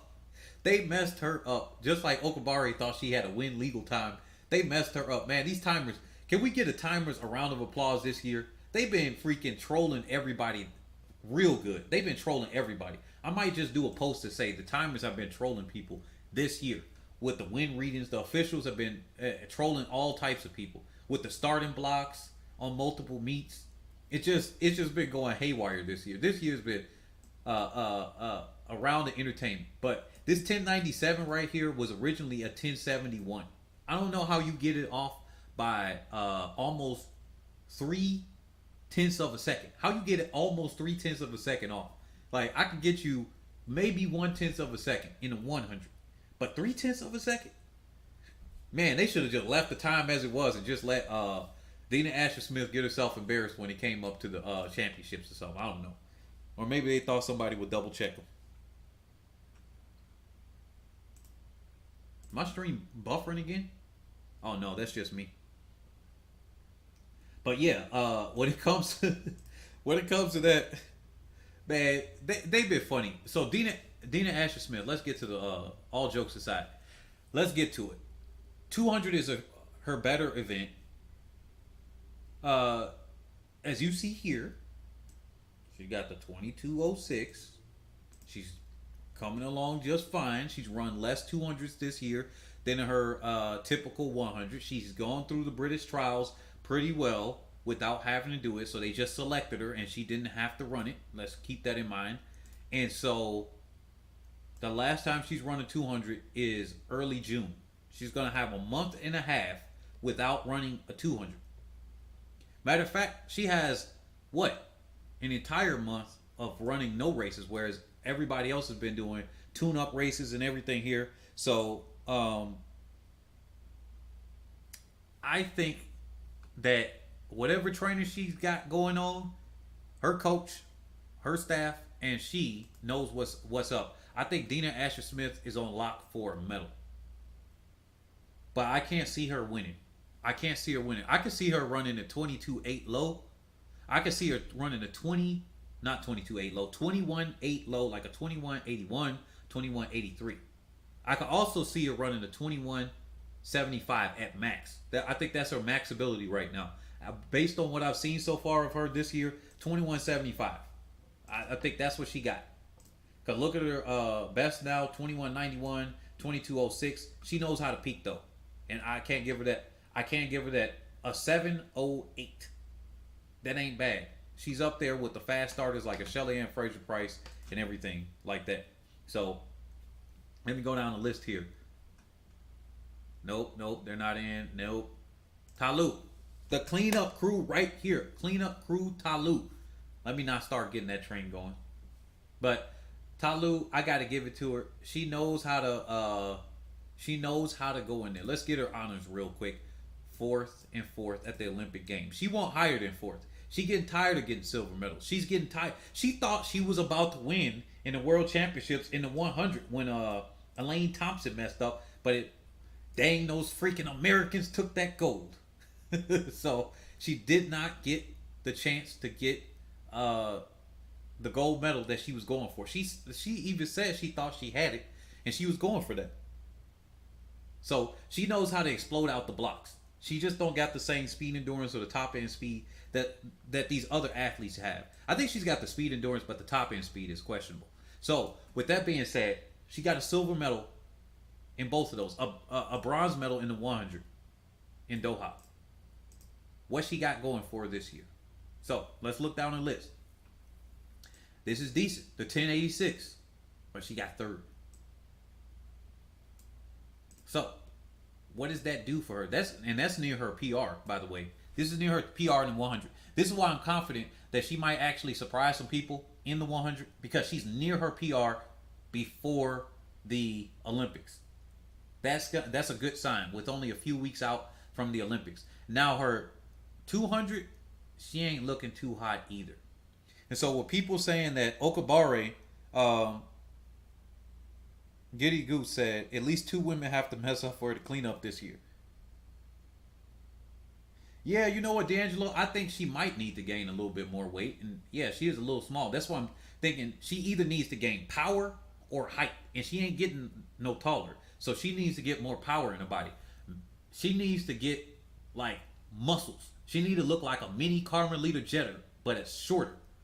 She needs to look like a muscle dog out there. Like, just going. And that's what she really needs. And maybe more of it needs to go to her legs and her arms or something like that. But something she got to do to get that power to just snap. And really the power is going to express itself in muscles. Not that she needs the muscles, but it's just going to express it that way. But she's about the same age as Shelly Ann Fraser-Price, 2 years younger. So, I mean, she might still have some time left for her. But it's coming and fast approaching that it's not going to be there. So, Talu, I don't know if she's going to make the final, actually. She got just enough chance to make the final as anybody else. And with the other athletes ahead of her and the Americans and everything, let's see. 1, 2, 3, 4, 5, 6, 7. Yeah, it's going to be close. And then we didn't even talk about the Namibian athletes. Now, the Namibian athletes, is this the one? Is Beatrice the one that actually got the 400?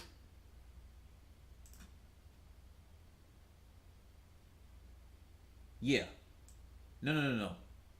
49.88. No, this is not the Namibian athlete that did that. But these Namibian athletes that are banned because they quote unquote got too much testosterone. Oh no, it's in Boma.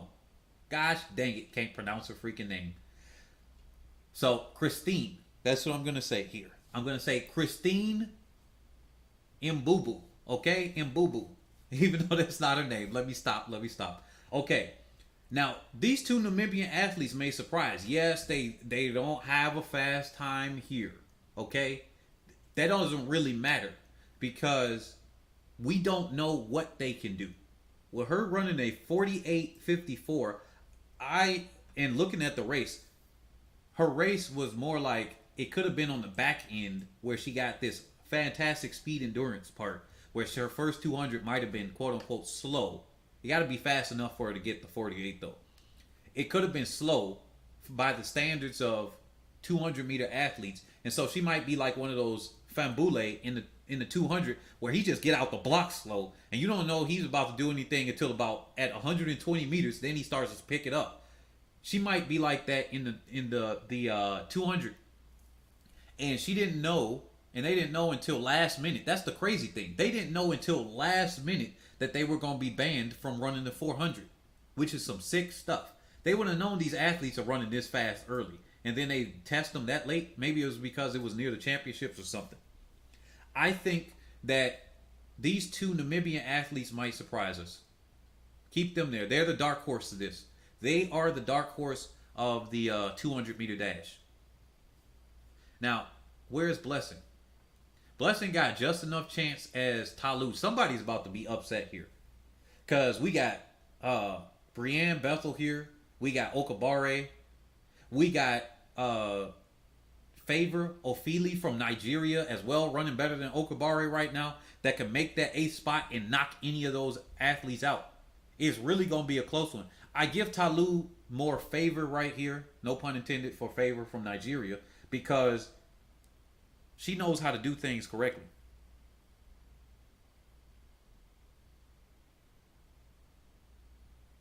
Oh yeah. So Fireheart said a good point about the Namibian women.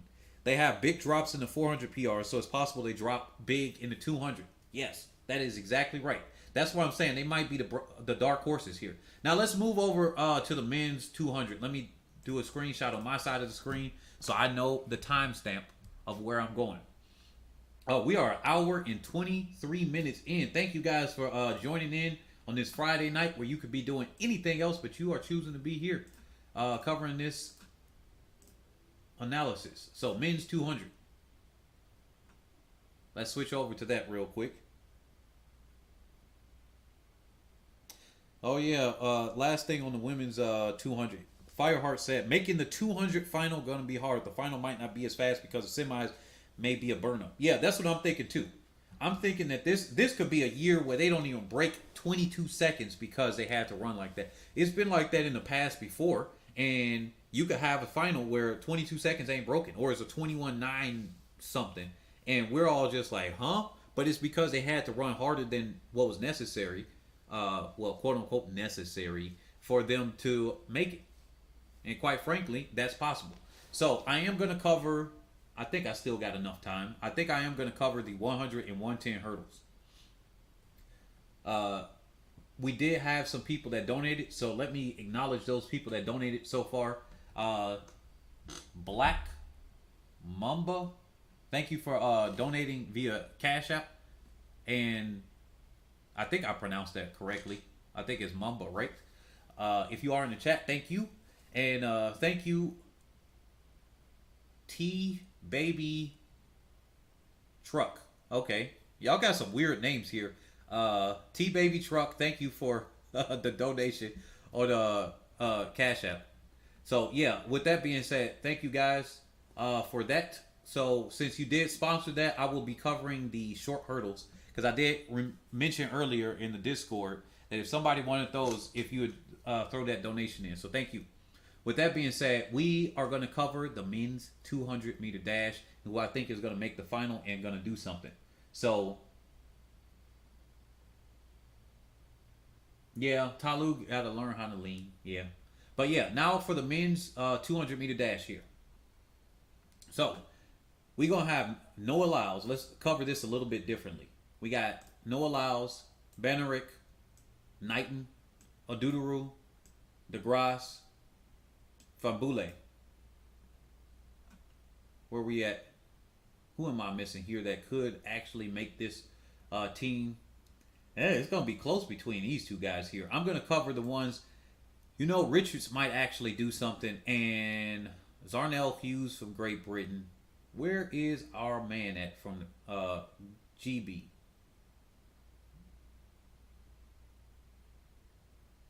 Huh. I don't see him on those lists. Why am I forgetting his name right now? Can somebody put the other guy from Great Britain that usually does the 200? Because I know it's not just Zarnell Hughes. Why am I forgetting his name? I got to refresh my mind for the men's 200 here. But yeah, he didn't look like he was doing too hot. But anyway, as far as this is Noah Lyles to lose. I think he's clear out there. He showed us that he's a head case. I know I'm covering this in another way around, but this doesn't mean that he's just a sure out favorite. I don't think he's a out and out favorite, but it is his to lose. He just doesn't lose in the 200 most of the time. I think he's got one loss in the 200. We're not gonna count his prelims. Prelims and semis for most track athletes don't really count like that. That ain't unless you get knocked out in one of those rounds. You get second or third. That ain't really nothing. Now, he revealed to us and he revealed to the world. And this is what I would do as a competitor to his. I would say I'm gonna say this in a second, but he's a very dramatic guy. He's very entertaining. He starts out his starts are just trash. All right, I think anybody could agree with that. His starts are trash most of the time. He could get out on people, but he's usually behind. And then like 50 meters to go, he starts to pull away from the rest of the field, and then boom. With his closing speed, if he gets out faster, he could probably challenge for the American record. Like I think he has that ability. Clearly, he has that ability, in my opinion. They can go for the American record of Michael Johnson.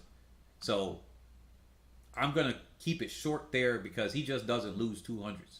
Now, when it comes to the rest of this field, if I'm any one of these other athletes and I heard what he said in the interview, and for anybody that didn't do that, I'm not going to play it here because FloTac might attack us, even though NBC owns it. They don't do anything. Now, they might demonetize this and whatnot, and I don't want that to happen. But what he said after the interview, listen to this one.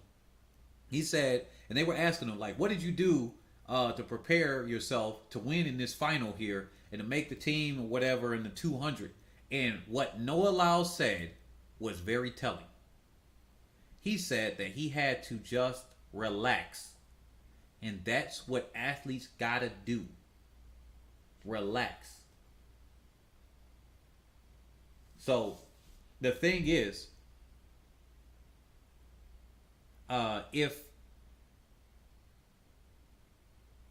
okay, somebody said I'll address that in a second in the comment section.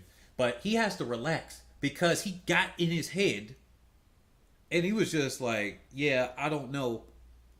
I can't do this. And he said when he came out there, he said after the semis, he had told himself, he was just like, okay, you're trying to do this much. Just relax. Don't care about the results. Don't do this, whatever. And he came in, he said he ran relaxed and he went out. This is what I tell my athletes when I was coaching, you got to run relaxed. That's what it is. Distance runner, sprinter, or whatever, you run relaxed. If you run tight and everything, typically you won't do as well. And so he ran against other athletes that were doing better. He ran relaxed. Now, that's his weakness. If you can get in his head and make him not relax, spook him out. If any of these other athletes, because you know they trash talk each other behind the scenes. I would be trash talking.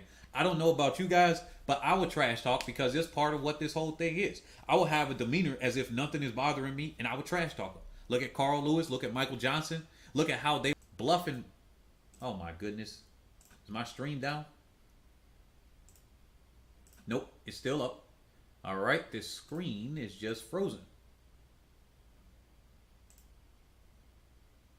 Okay, my computer's freezing up. Give me guys just a second. I can't do anything right now. Okay, we got it. So if I'm one of these other athletes, I think that's what they got to do. What do you guys think in the comment section? Do you guys think that's there? Now, Benerick, he's a little bit younger. He's got some things there. I think he's fair. He has a chance to win. I don't know what's going to happen in that final. I mean, he just is kind of there. He has a decent start. He has a decent finish. He doesn't necessarily have anything that stands out to me. He's just there. He runs. He has a good middle part of his race, and he's got a good end. He doesn't fall apart, so he keeps his strength there. He doesn't have a fantastic start. He has a fair start right there in the middle, so you can get out with the best of them. He can get out with the fast starters. He can hold it on the bend. He has a decent bend, and then he comes up, and it's like a smooth transition. If I had to say he runs quote-unquote even, I know that's not how these races are run, but if I had to, lack of a better term, if I were to say, oh, his first 100 is 10 seconds, his second 100 is 10 seconds. First 100, 9.9, second 100, 9.9. Something like that, even though that's not what happens in reality, right? You get a running start for your second 100. But he looks like he just is there. And for you guys that are saying in the comment section that you don't think that Noah Lyles can get it because it's 100 and it's speed endurance, I don't really think that's the case. Noah Lyles gets a good start, and he got it. His 100 don't have to be there. We saw Michael Johnson not even break 10 seconds. For some reason, he just couldn't put it together to break 10 seconds. But yet he ran at 19:32. So Michael Johnson can do something like that without having to have the best time. You get time to make up errors from the 100 in the 200. 200 is like one of those error making up machines. You could do that in the 200. Now, Aaron Knighton, he's got the ability to win this whole thing, and he got the ability to not make the final and medal at all. That's really where I see him. It's not much more to say for the 17-year-old.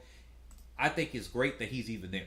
He's got the U20 world record. He's 17 years old. He got a lot ahead of him. I'll give him that. So he's got a chance to win it all, and he's got a chance to not make it at all. That's where I see Knighton at. Adudaru.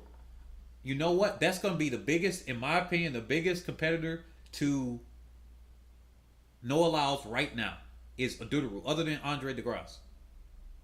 And it's Jamili that I was thinking of. And I think, is Jamili the only guy from Great Britain that made the team? Adam Jamili from Great Britain. He should be up in the mix there as well. I got to put some respect on his name for even forgetting about him. But yeah, so with that being said, Adudaru, man, this guy knows how to do it. He had a whole meme after him because he said, guys, look up the meme where he went in 2013 at the World Youth, and this guy got a meme for him. Anybody know what that meme was? Because I forgot. I would say it right now because it was funny. But this guy got a meme after him for Nigeria, and I think he has a chance to get Nigeria's, I think, first medal at the Olympics in the 200. And this will be crazy as far as a gold medal. I think he's got a chance to see a gold medal. If I had a favorite right here, me personally, aside from like a bias, this would be my bias to see Adudaru win.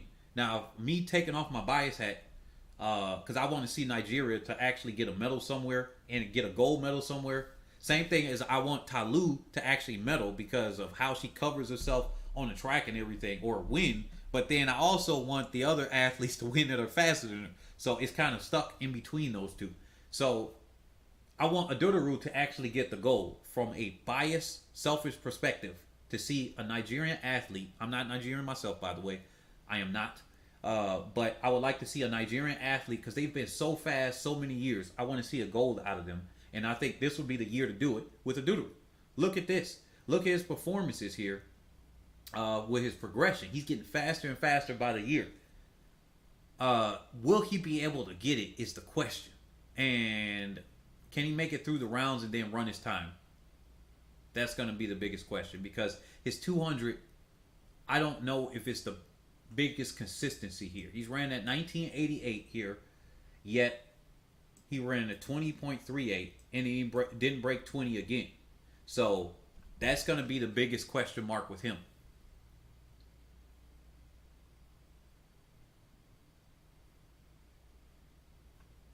So, with that being said, let me move on to the next one. I was reading the comments for a second.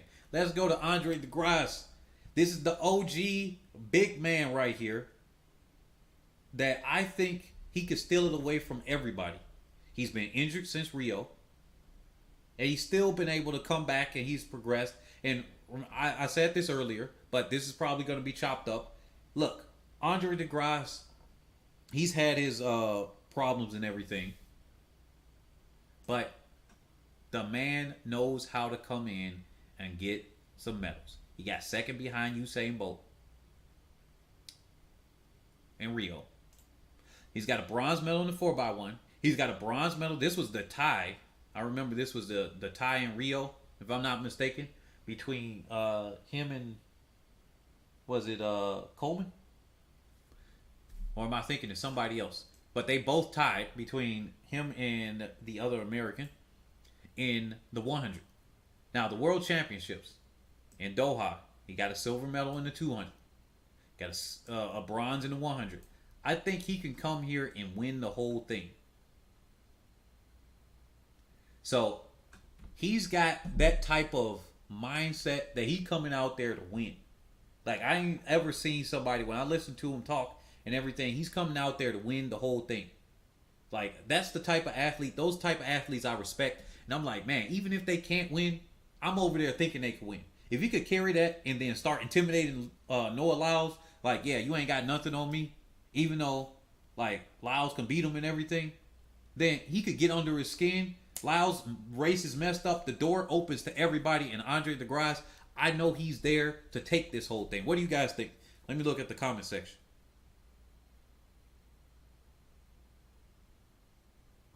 So Fireheart said, DeGrasse, he'll medal. It's that championship mentality. Yeah, exactly. You say Talu talk about she don't like leaning. Well, if you don't want to win, you need to lean, baby. What the heck? So Jamili won't make the final, Trevor said. Dang, you don't think Jamili is going to make the final? Well, he ain't looking that good right now. Yeah, that is correct. So Andre DeGrasse, I think he's got a chance. So we got a three-way from what I see. Adudaru, DeGrasse, and Lyles. Now, Adudaru might just be my over-bias here, but he knows how to put things together. The thing with him is this tailwind is what gave him this, I think. Because if you look at everybody else, 0.3, 0.3, 0.4, and everything of that nature. Now, we can cover over here Fambule. Some people are thinking Fambule can win. I don't think so at all. I don't think he can win. He might be in the mix for getting a medal. Not with that start. Not with Benerick there. And not with other people that are just out and out faster than him. And then he's gone through the collegiate season this year. I just can't see it being in his legs to do that. Now, obviously, they probably had them race a little bit less. It was COVID 19 this year. And it was and the coaches probably know that they want to run at the championships and everything, but I don't have the confidence that he's going to put together a 19.8 low, because that's what you need to win most of these championships in the 200. A 1985 and below typically wins most 200s at the Olympics and World Championships, IAAF finals, or everything. If you put them all together, that's the time that actually wins it.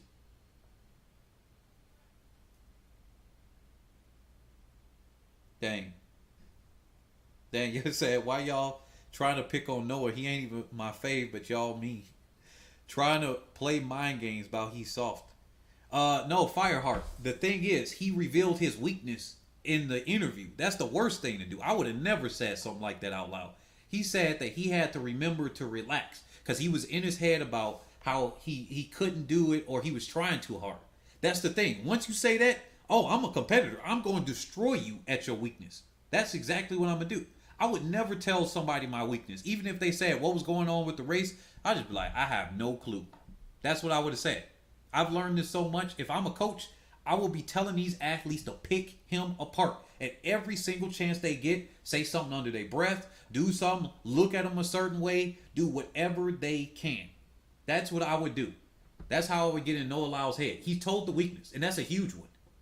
If you can make him start doubting himself or make him think he got to try harder than he can, oh my goodness, he going to defeat himself. He'll be freaking running over his own feet and then thinking he got two left feet when he should have one left and one right one. That's the thing. Fambule is the default Noah Lyles intimidator with his thudding footsteps. He does look like that. He look like a train running down. But yeah, you know what? Another collegiate athlete. What is that? Muswangi, I think. Where is he at? From Ghana, right? Or am I thinking of no. Sean. What the heck? I am mispronouncing your name, man. But yeah, he might actually do something. But same thing here. He got so many collegiate races under his leg. Now he ain't got as many as what they normally would. I'll give him that. He doesn't have as many races as they normally would. But do I think he's going to be able to come up and do a sub 20 at the time as the time is right? He's proven to us at the NCAA championships he couldn't reproduce this time that he did here. It was one-off race, 1993. Everybody keeps saying, oh, the Florida track is fast and Eugene track is fast. Why didn't this dude come out and run a sub 20 right here? Oh, wait a minute, because he had this tailwind here. We got to remember this. So I just want to say that I don't think that this athlete is going to be able to get a gold. He might be able to medal because there's no telling what the other athletes will do as far as the final. They might actually run themselves hard in the prelims and semis. And that's the thing we got to remember here. Then we got Benjamin here. Azamadi Kwaku. There we go. Benjamin Azamadi Kwaku. I had to think about that for a second, from Ghana. I don't think he's going to be able to be in the mix for a gold, but he's in the mix for a minor medal if he can make the finals. That's all I got to say with him. Another collegiate athlete right here. That's what I got to say with the field. But as far as getting a gold, it's Adudaru, DeGrasse, and Lyles. Those are my strong favorites. And Bednarik, if one of them, you know what? Bednarik is right there. I think he's just there so much, I keep forgetting about him. I think I just keep forgetting about him. He knows how to put himself in position. He just isn't flashy in my eyes where I can remember. Noah Lyles be struggling every single race that comes out, and then somehow he wins. That's very entertaining. I'm like, man, I keep thinking every single one of Noah Lyles' races, except for a handful, is like, wait a minute, is this guy going to win? And then he comes by and he gets the W. That's what I think. His start is so bad that I keep thinking, and then he's in the middle of the field up until about 50 meters to go, and then he starts to pull away. Sometimes it's a little bit earlier, but it's like right there, he's behind most of the guys in the field, and he pulls away from him. That's entertainment right there from that. Now, Bednarik is just an even runner. He's just like fair start, fair bend, fair straightaway, fair end. He doesn't fall apart at all, and I just kind of forget about him sometimes. But I got to be fair, no pun intended for all the times I said it, but he's got a chance to get that. It's going to be close. It's a toss-up to me with the favorite toward Lyles. He just knows how to win. He knows how to win. That's the one thing I would give him. Oh, Johan Blake. Y'all said y'all want me to cover Johan Blake. All right, let me cover Johan Blake.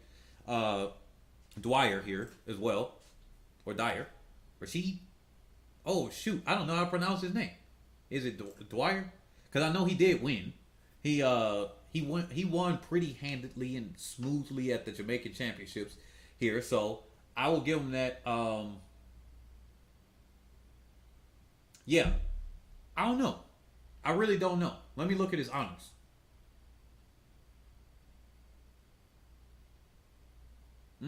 I don't think he's World University Games. Yeah, he doesn't stand out to me. I can't really remember him too much, to be honest. So this is an athlete I am unfamiliar with. That's why I had to look at this. So I don't have any words with him. But Johan Blake, yeah. I got more confidence in him in the 100 than the 200. And when athletes start to do worse in their careers, they typically go and default to the 100. Have you guys noticed that? As they get older or whatever, they usually go down instead of up in the sprints. I think it's because of the pounding on the legs. Usually distance athletes go longer when they get older and slower, but sprinters typically go shorter. Same thing with Carl Lewis. He went from the long jump, and then he went and did the sprints too, and then he went back to the long jump when he started to slow down. Then he went vegan as well to help himself from slowing down faster, because he found out that going vegan would decrease his rate of speed reduction as he got older. But I give him more. Why y'all say Johan 400? No, I don't know. At this point, I don't. You know what? He should try to do something like that. That would be very interesting. But I don't. I don't think so. I don't think he. If he was an American with American training and stuff, I would trust him. But nobody knows how to train 400 athletes as good as the American coaches. So I don't really trust it. I wouldn't trust him to go to the 400. Now, if he was in the U.S. or he took a U.S. coach or whatever here, then I would give him and say, yeah, maybe he could try the 400. But I don't trust him. The U.S. is just too good when it comes to the 400. It's just not going to happen. Said everyone do it except Shelly. She is going for the 200 now. Yeah. So, yeah, with Johan Blake, I don't. Nah. I can't see him meddling at all. Will he even make the final? He got all these other people to go in front of to make the final. 100, I can give him that. I'll give him making the final in the 100. I can slide him. Johan, I want, if you listening to this ever, Johan, I'm going to slide you a trap card. So you can stop the legs of somebody else that's running, and then they get trapped in that, and then you make the final in the 100. But I can't pass you the ace card over here for the 200. I just can't see it happening. I got more confidence in him in the 100. But hey, who knows? Anything can happen. Y'all keep saying if Fambule gets a Shelly start, it's over for you. All right, man. You do it all caps. Good thing I don't have the auto ban thing that says all caps on here. You would have got banned for some reason. Because they do have a setting for YouTube with that. I didn't know that. But they have that in the moderator thing. I had thought about it, but my chats aren't big enough yet. The channel's not big enough for that to happen. Oblique Seville making that 100 final. All right, that's the 200. Let me now go over to which one should I cover next? What do you guys think? Oh yeah, I did say I was going to cover the hurdles. So let me do my screenshot so I can honor the people that did do the Cash App there, because I said if they do that.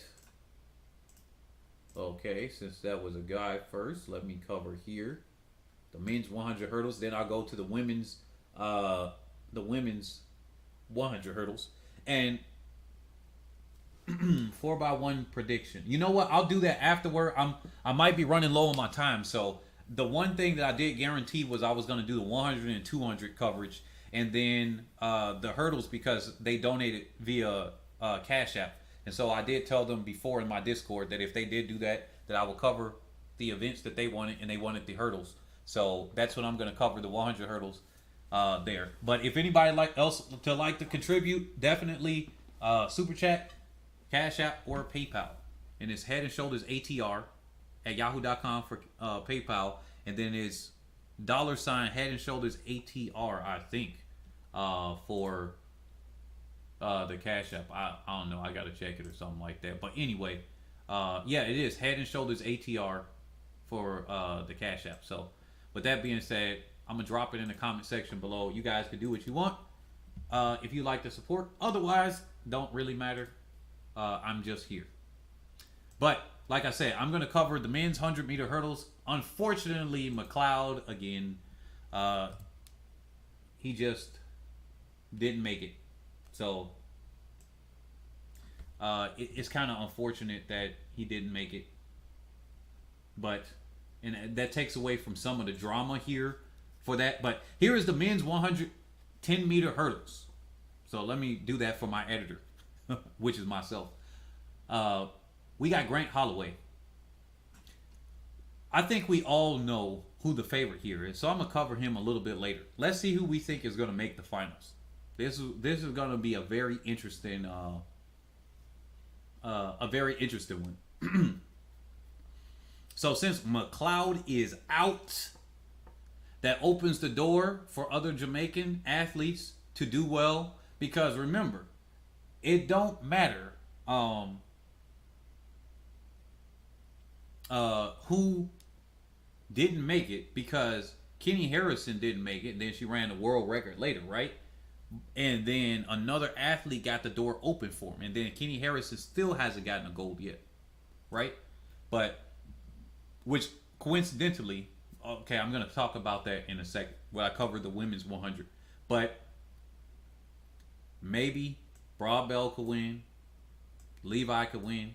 There's no, I mean, Izumiya could win. That's a possibility.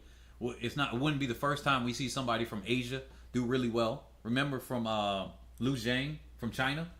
He's over there setting world records and everything, and he opened the door. I mean, he electrified in the 110 hurdles. So I got to give him the credit where credit is due. Unfortunately, he got injured before Beijing and everything, and had to walk off. But yeah, with that being said, wait a minute, Broadbell didn't make the team? Wait a minute, really? Oh shoot, what am I thinking of? Let me go back to that roster. Hold on. No, that was Thomas that made the team, right? So it was Thomas and Levi that I'm thinking of. And then Parchment would have been the next person. Those are the guys. Yeah, dang, I forgot about that. So yeah, I got that one a little bit wrong. Okay, yep, Jamal White confirmed it. Yeah. Jamaica team are Levi, Thomas, and Parchment.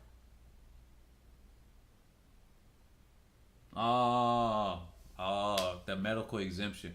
That's unfortunate. Man, they got two people that with the medical exemption that didn't get approved. I guess they say, you ain't Usain Bolt, we ain't letting you. But yeah, so when it comes down to it, let's go over Izumiya. This is going to be a quicker one. So as far as Izumiya, let's look at his results this year. He's running 60-meter indoor at one of the bigger events in Japan. It says the 104th Japanese Indoor Championship. So he won his own championship, which is good. He's won most of his races here. He's got 2 finals where he got second, and those times aren't too hot. But look at this. As time is going on, I mean, shoot. Dang, wait a minute for a second. He got a plus 5.9 headwind, and he still only ran 13.36. Oh, that's a semifinal, though, I guess. But this one, he only ran 13.05. He ain't getting nothing. Even though he only had a plus 1.2 right here, and he ran almost this time, that means his fitness was a lot better. A whole month later, his fitness improved. He's peaking at the right time. I'll give him that. With another month, I think he's breaking that 13. What is his personal best? That was his personal best. Nice. So I think he's going to break 13 seconds. How far under 13 seconds is going to be the question. But I think Grant Holloway is going to give him a run for his money. Now, Izumi. All right. All right. Are we in here with me? Are you guys with me?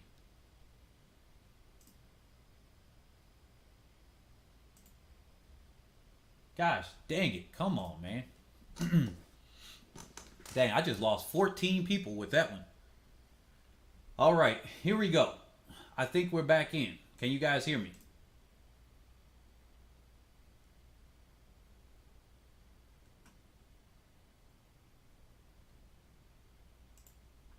All right, can you guys hear me? Can you guys hear me? Okay, I think you guys can. Okay, we are back in. Let's get this rocket ship going. But anyway, that's showing me a sign. We're going long.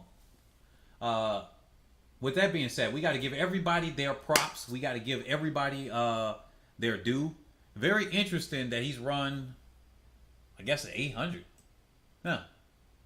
He must do up 400-meter hurdles too, that I forgot about. So yeah, with that being said, with his personal best, 13:05, I think, isn't he not very close to it right now? He's close to his personal best. This is a good sign. I think he's going to challenge. He's going to challenge for a personal best right here, which is good. Let's look at his results for the rest of the year. Ain't doing too bad because he's finished second and first in most of his races. Yeah, in all of his races where he made the final. So he's a solid competitor right here. I think that he's going to break his PR and he's going to be in the hunt for those minor medals. We all know that Grant Holloway basically got this right here wrapped up. Let me just cut to the chase right now. It's going to be basically, this is discussing who's going to get second, third. Grant Holloway I mean, unless he messes up, I mean, he's got to defeat himself. He is so much better than everybody else. It ain't even close. It's like he can jog this and still beat them. Even though hurdle races are a little bit shaky at times. Uh oh, let me see my connection. Okay, here we go. We good. Even though a hurdle race is a little bit shaky, man, y'all, come on, man. You still talk about Shelly and Fraser Price? We talk about the 110 men's hurdle, man. But yeah, even though the hurdle races are a rocket for the rocket to a 1032, now you really just playing around, man. You pumping Shelly and Fraser Price up a lot. So Devin Allen, Daniel Roberts, I think they got a chance. And you know what? I'm gonna give Izumiya, because this is the host country. He's gonna have the home field advantage. The crowd ain't there. He's gonna be thinking all of the protests that's going on. I gotta represent my country well. That I got the country on my back. I'm gonna give him home field advantage right there. Even though the stadium ain't there, he's gonna get a medal. That's what I give him with that, because he's close to his. He ran his PR. Levi is close to his PR. Allen and Roberts for the U.S. They could put some damage in, but I'm gonna have to give one of the medals to Izumiya. And when it comes down to Parchment, I think he's just too far back to do this. Some of this gap is just too much to make up. Ortega, if he can get a better start out, because I've seen a decent amount of his races, if he can get a better start out and then not trip. The last time he got, wait a minute, I think the last time it wasn't that he tripped. Somebody went into his lane. Somebody correct me if I'm wrong, but somebody went into his lane and then he got messed up from the hurdles from that aspect. Because I remember somebody fell. Was it a guy from Jamaica? And then he messed up, but he's a bronze medalist from Doha. And if I'm not mistaken, did he rerun that race by himself? Because something is telling me in my memory that, McLeod. He tripped over the hurdle, and then he went in front of Ortega. Ortega was actually good for a medal. Ortega had to move out of the way. He winded up finishing like 6th or 7th, and I think they had Ortega run it by himself. Or maybe this was in London, and this is where he got 7th place at. But I might be mixing up both of those events or something like that. But I remember that before. But he actually can get it together if he can get a better start and the middle of his race. That's where he loses most of his races from. The middle part of his race, he doesn't have that speed endurance section or something like that. His hurdle technique breaks down a little bit more for a medal. I had to give a special one for Ortega because I see a lot of his races, and that's where his biggest problem is. If he can get that together, he knows how to medal now, and he was almost in the medal before he got bumped out of the way, and he really avoided that crash that happened. You guys go back and look at those. That 7th place, I think that 7th place was only because he had to move out the way. That's what because he was right there for a 2nd or 3rd, and he was closing on the leader. And so that was unfortunate with him. So with that being said, let me move on to the women's. Oh, wait a minute. The women's 100 meter hurdles and cover this. Okay, so this one is a very interesting one here because we got the world record holder, Kenny Harrison, not doing the best. We got Brianna McNeil. They took her out again, so they let her run, and then they took her out because her trial was pending about them banning her or not banning her and everything like that. Remember, Brianna McNeil is Brianna Rowlands. She got married, so her name is McNeil. So she had to fight the arbitration. And I was telling people and everything, and I'm like, look, it's just an arbitration. That's the only races that she ran this year. Funny enough, that she was able to make the team with those being her only races, meaning she was training in practice and she was doing races by herself. Okay, so let me see, what is the U.S. team announced? Let me confirm that she's not in the 100 hurdles.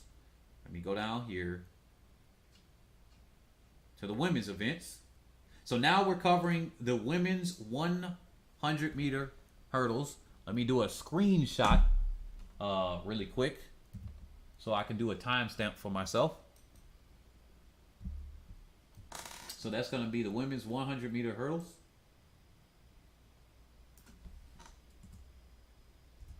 And while you all are here, if you're new here, definitely like, subscribe. Don't forget to smash that like button there. So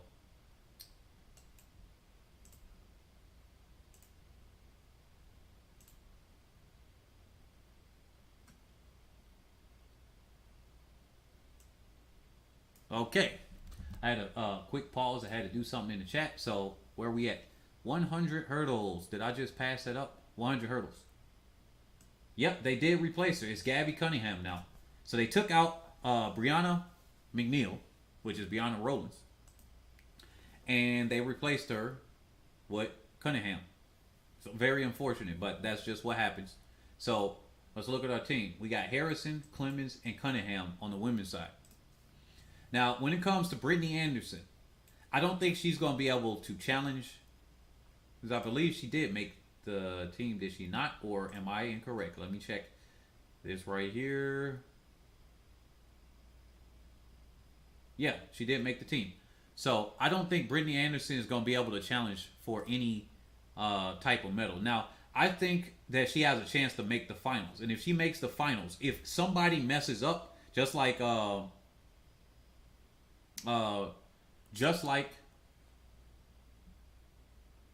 wait. Oh, okay. But I thought something was happening in the comment section. Okay, I see y'all joking around with Shelly Ann Fraser-Price. But yeah, if somebody else messes up, she can get a medal. But I can't see her doing it off of her innate ability. Nope, not at all. So when it comes down to it, what do I have for the favorites here? I got Jasmine Camacho Quinn, which I gotta just lay the law down on somebody. Somebody in these comment section was saying that Camacho Quinn is not Puerto Rican. She's American and gonna represent America. All right, dummy. All right, I'm talking to you, dummy. When you listen to this video again, because you come on multiple of my videos, I don't have to call out your screen name, but you. Now, I'm not talking to people right now listening to me. I'm talking about the dummy that comes in all the time that says something. Puerto Rico represents itself for the Olympics.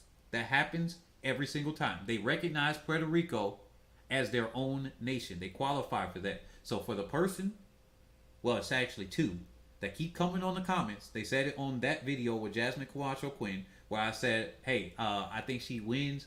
Probably she sets a world record actually as well. Not only that, but they also said some ignorant statement about Puerto Rico. I know what I'm talking about, man.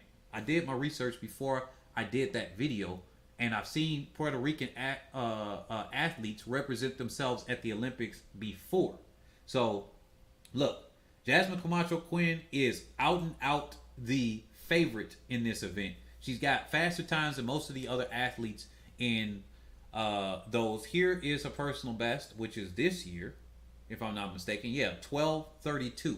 She's right there on Kenny Harrison. I believe her world record is 12:20.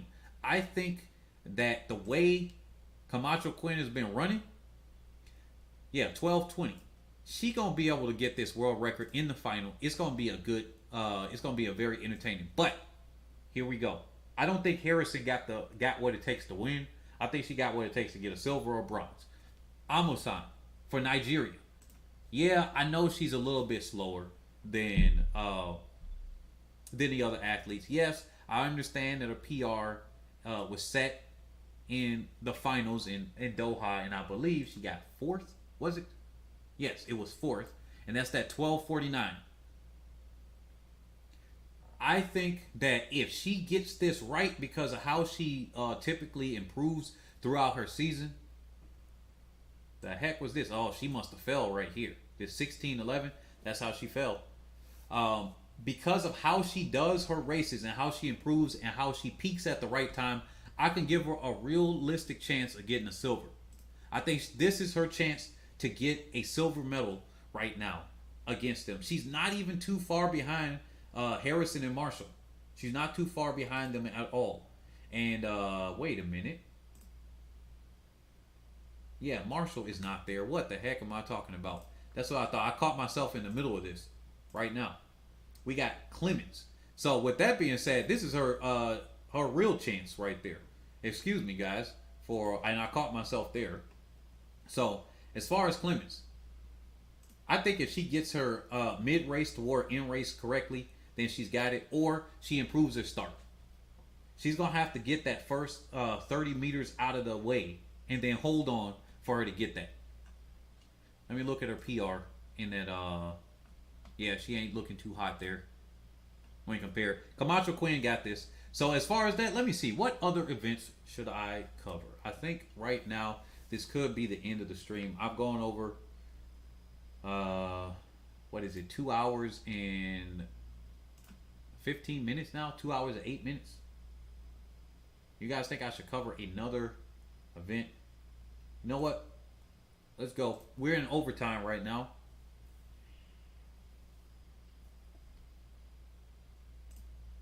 Man, y'all gonna have to pay my bills at this point. I'm over here paying for an extra what is that, Wi-Fi thingy? Just because I'm always on the road. So let me do this right now for my edit myself. 2 hours and 9 minutes. All right, so we can cover the women's 400.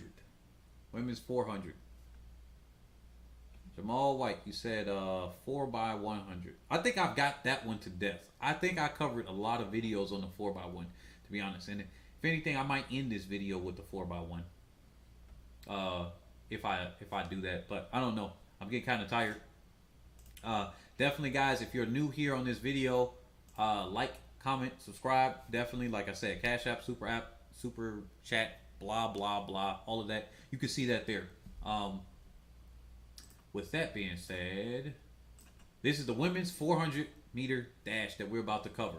Obviously, the Namibian women, which is ironic that both of them got too much testosterone. That just seems like weird that both of the top athletes from Namibia got too much testosterone. Something going on here. I like to do an investigation to these drug testing companies, number one, and then the other companies, number two. Like, I know, D'Angelo, y'all need a super chat. Yeah, I agree. Y'all need to super chat. Thank you, D'Angelo. Somebody else said it. Y'all need a super chat. So, I'm working hard over here doing it. He said, stop playing with this man money. I mean, oh my goodness. But yeah, so with the I just, man, that's just, I don't know. Can you get struck by lightning more often? Or is it like a higher or lower chance to get struck by lightning than to get two athletes from the same nation at the same time? Right? At the same time, and they're both too much testosterone. I'm glad they said I'm not going to take the estrogen thing. If anything, shoot, we need to put some money together and do some fundraising to do an investigation on these companies. If anything, that's what I would do. And I'll put it, and if you guys would like to do that, I'll put a big chunk of my money and I would do an investigation on these. That's what I would do. If you guys want to do that, I will, and I'll show the receipts that I got a big chunk of my money and I'll put it there and we do an investigation on it. If not, then it's just going to be speculation that we can have right here and then we just do it. But with that being said, let's look at this. A-Thing Mo's not in there. This is so crazy. Even Shanae Miller-Weibo might not be in there. Like, she might not decide to keep continuing to go to the finals there. That means we got 1, 2, 3, the 4 best times this year out. And 2 of them are out just because somebody got butt hurt and said, well, you know what? They got too much testosterone, but let's let a transgender person up in these events. What logic does that make? A person that may take estrogen that used to be a man, that identifies as a woman now, can do that, but a biological female can't do that, and you say you got to take testosterone or estrogen shots, and so now, like, so if a man starts taking estrogen shots, is that a legal drug for a man? I just wonder. Maybe it's not because it doesn't do performance enhancing, but THC doesn't either. But hey, let's see. Let me stay on topic here. So we got Stephanie Ann McPherson. We got Quinera Hayes. Shamir Little, have no clue why she didn't even try for this and only did the 400. Because we got, what's the name for the 400? What is her name? I can't remember. That tried in the 400, didn't make it, but she made number 4, so she's on that 4x4 pool. Look on this 4x4 pool. Oh, yes. Lena Irby. She made it. And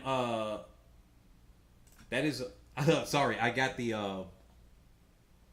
the bias right here with Lena Irby and everything, knowing her mom and whatnot. I wonder if they watch this channel. I didn't tell them about it. I haven't told a lot of people I know that I've watched this channel. And meeting Lena Irby and announcing for her in Indiana. But I've known her since she's been a little pup and competed nationally and everything. And then going to the World Juniors or World Youth Championships. So I got a bias there. I wanted to see her make it in the Open 4, but she's on that 4x4 relay, so I'm happy. But Stephanie Ann McPherson, let's go here. She's I would give her a favorite. I say weak favorite or co-favorite here. Let's go to her honors real quick so we can go over what she's done. Silver as a team on the 4x4 relay in Rio. 6th place in the Open 4 at Rio. She's improved upon that as far as now. World Championships, they won the 4x4 in Beijing. That was good. 3rd place in Doha. Bronze medal at the World Championships in 2013. And then really didn't get any medals anytime since then. Now, I think, where is it at? Her personal best should be this year, that 49.61. And she did that in Jamaica. Now, you know people that hate Jamaica, they'll say, oh, the track was short. Because you know if the 100 is only 96 meters, that means that 400's got to be 396 meters or something like that. 390 meters or something like that. Right? Same thing where people say they hate Americans. They'll say, oh, high altitude. Like Oregon isn't sea level. Just because it's 400 meters above sea level. Now it's somehow high altitude. Or it's actually 200 meters maybe above sea level. And it's 490 something feet. Or however that goes. They'll say that. I think that she is a co-favorite for gold. And the reason being is because we really don't know if Shanae Miller-Weibo is going to run this. If Shanae Miller-Weibo runs this and she's in the fitness that she showed earlier this year, ain't no way anybody's beating her. There's no way. I can't see Stephanie Ann McPherson doing it. Now, if she's not, and she's just going against Hayes or anybody else, even McLeod, there's a chance that McLeod could beat her. But because Stephanie Ann McPherson has been more consistently ahead of McLeod than McPherson has been behind her, from what I've seen. Now, you guys might know a little bit more. I think because she's run sub 50 more than once this year, she's going to have the sub 50 ready for her, and she's going to be ready for another PR. I give her like a 49. If she runs a PR, I give her a 49.4. Here's the other thing. Paulino from the Dominican Republic. Now, let's look at her honors here. Now, while she was on the mixed relay and everything like that, and she's only done the Pan Americans, done her national championships, and didn't really do anything else there, she switched over to the 400, and it seems to be doing her pretty well. I mean, she's only run the 49.99 once this year in a 50 point. So she's a 50 point low, 49 high athlete. Now, if she could surprise and then run a PR, as that happens at these Olympic Games, even though the crowd isn't there, I think she might be able to take away from it. So, let me look at McLeod here. Let's see a personal best. 49.91, which she ran in Kingston at the championships. That's a perfect time for both of them to run PRs, if you really think about it. Like, and her PR is against the wind, a 1.0 headwind 23:41. That's actually pretty good. That's actually saying something like, dang, why was her PR not better than that before? But in terms of that, let's look at this. What's her progression? Oh wow, she has dropped a lot here. You know what? She's on a huge momentum spike. She is on a huge momentum spike right here. Because one, two, three, four, five. One, two, three. She would have run a PR one, two, three, four times at least. No, five times. She's run a PR five times in the 400, and one of them being 49.91. She's on a huge momentum. So you know what? Because momentum, and that does work to an athlete's favor, I'm gonna have to give her a chance to challenge for the gold. But here's the question mark: can she do it consistently? Now, the reason why I'm saying she could challenge for the gold if Shanae Miller-Weibo's not there, that's the only thing, is that she's in a momentum, in a good momentum, in a positive momentum, and that's what you want to see as a coach or an athlete. She's run that PR so many times. I'm surprised she hasn't run that much faster before. But like I said, I still got to give the lean towards Stephanie Ann McPherson. It might even go Jamaica 1-2. Here's the other thing. Allison Felix. Now, she looked how she looked in the USA Championships. Got to put some respect on her name, even though most of her goals, what are all of her goals except for one, I think, on the relays. I think all her goals except for one at the Olympics are on relays. Somebody correct me if I'm wrong, but I believe so. Even though she's not an open runner, I give her a chance to actually, you know what? I can't give her a win. She hasn't consistently come through as far as, let me look here. Olympics. Silver in the 400. Yeah. She doesn't come through with the golds. Let's see. World Championships. 400 gold.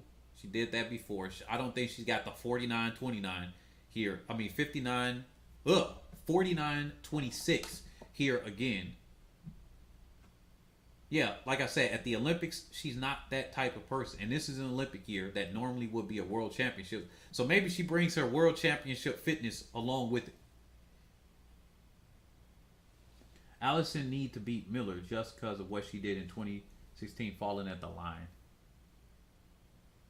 Allison can run sub 50. But I don't know if she's getting, I don't know if she gets gold. I don't think she's getting gold. She has a chance of getting gold. Because we saw at the USA trials that she can close in that last, 30 meters or so. So she got that speed. If she's there and all of them are there with her, I can give her that, hey, she's going to close on them. But if Shanae Miller-Weibo's in there, we got a Stephanie Ann McPherson. I think Shanae Miller-Weibo's going to make the race go a little bit harder. And Allison Felix is going to kind of go out a little bit harder. But then we got the two U.S. women there. Now, Allison Felix, I give it to her only because of the experience that she has. But if we give, what's the roster here? Because I'm looking at this and it's making me forget. I think Jonathas is there. Yeah. So we got Hayes and Jonathas there with her. So, and quite frankly, I would have never thought I would see Quinera Hayes in front of an Allison Felix, but it happened. I would have imagined that she's always going to be behind her. But this year, Allison is, showing her age or whatever. And so now Allison Felix is now behind Hayes. But I think that's her PR if I am not mistaken. Nope. She ran near her PR. So Hayes is running very near her PR. She might knock out Allison Felix too. She's coming back into form. I don't know. I don't even give Allison Felix a medal. I think she barely makes the final and that she doesn't medal. It's going to anger some of the people that are still here in the it's going to anger some people in the comment section. Yep, I just lost 5 people just by saying that. I lost 5 people just by saying Allison Felix ain't going to medal. They rage quit. So, with that being said, this is Stephanie Ann McPherson to get. Hayes is going to be up right there in the mix. She's in the momentum too. Let's not forget that. Quinera Hayes is in the momentum, very close to her PR. So McLeod, Hayes, and McPherson, those are the three if Shanae Miller-Weibo isn't there. If Miller-Weibo is there and she's not hurt like rumors were saying, that hasn't been confirmed, but rumors were saying, then it's going to be hard to get that one. I don't know if Sharika Jackson would have been able to get this. Shanae Miller-Weibo is just doing hot.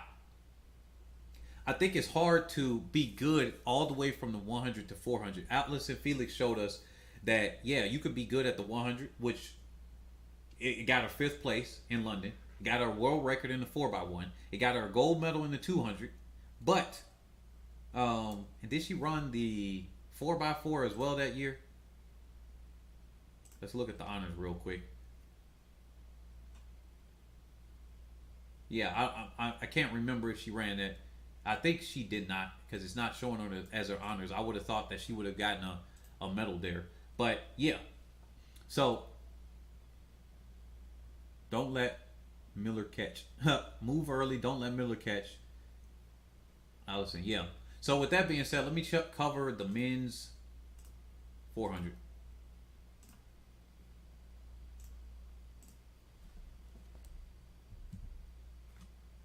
All right. This is the men's 400 meter dash. So, yeah. Let me remember this because I am now forgetting this. I gotta go back to my notes here. That's what I thought. So, Norman, Cherry, and Ross. I would have already known those two. I forgot about Ross. I'm surprised that he actually didn't do that. Now, this one is going to be a very interesting one. Michael Norman has been running okay. I'm going to go over to Michael Norman because people are thinking that this is Michael Norman's championship to lose. But what I really think is that if you look at what he was been doing for earlier in this year with this, now there was a heat, and then a final. I don't know. Something tells me that Michael Norman may not take away this gold. And then he even showed us here that he ran a 44.65 and got 3rd. This was his last race that he did. I don't know if I have the confidence. Wait a minute, huh? Oh, Sawa on the 2-year ban. Oh yeah, so yeah. Sawa, the former Nigerian, now representing Qatar. Yeah. With that being said, let me focus here. I'm starting to lose focus. Let me wake up. So, Norman, I think he's beatable. Ross is here. Let's look at his results right now. I don't think he's had the best. Yeah, he didn't. He didn't have the best 400 season either. But he's coming into form, I guess. Actually, he's going a little bit in reverse. But he hasn't run anything after that. Let me see. Did he do a 200 after that? No, he hasn't. So, it's going to be a big question mark right here with Ross.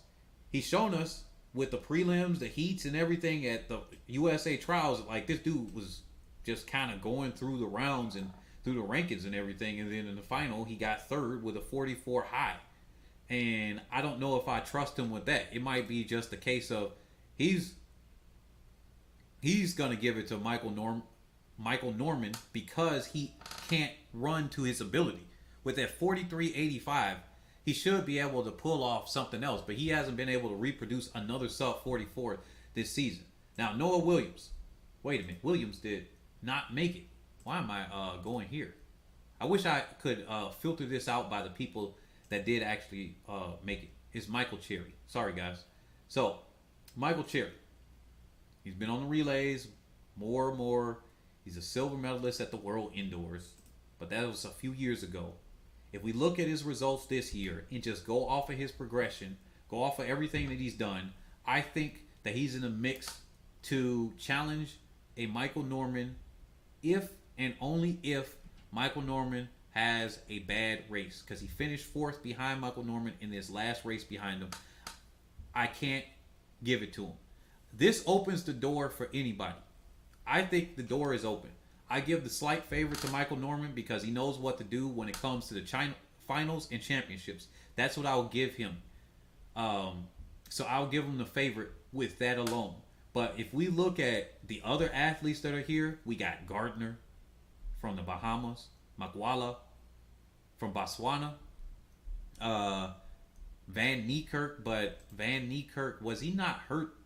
Was Van Niekerk hurt before? I believe that's what happened with him. Van Niekerk has the ability to bring it together, but I'm not sure. Wait a minute, let me look at this. Y'all remember when Stevie fell this year? Hey, look, I ain't forgetting Stevie. I'm remembering. That's why I just brought him up.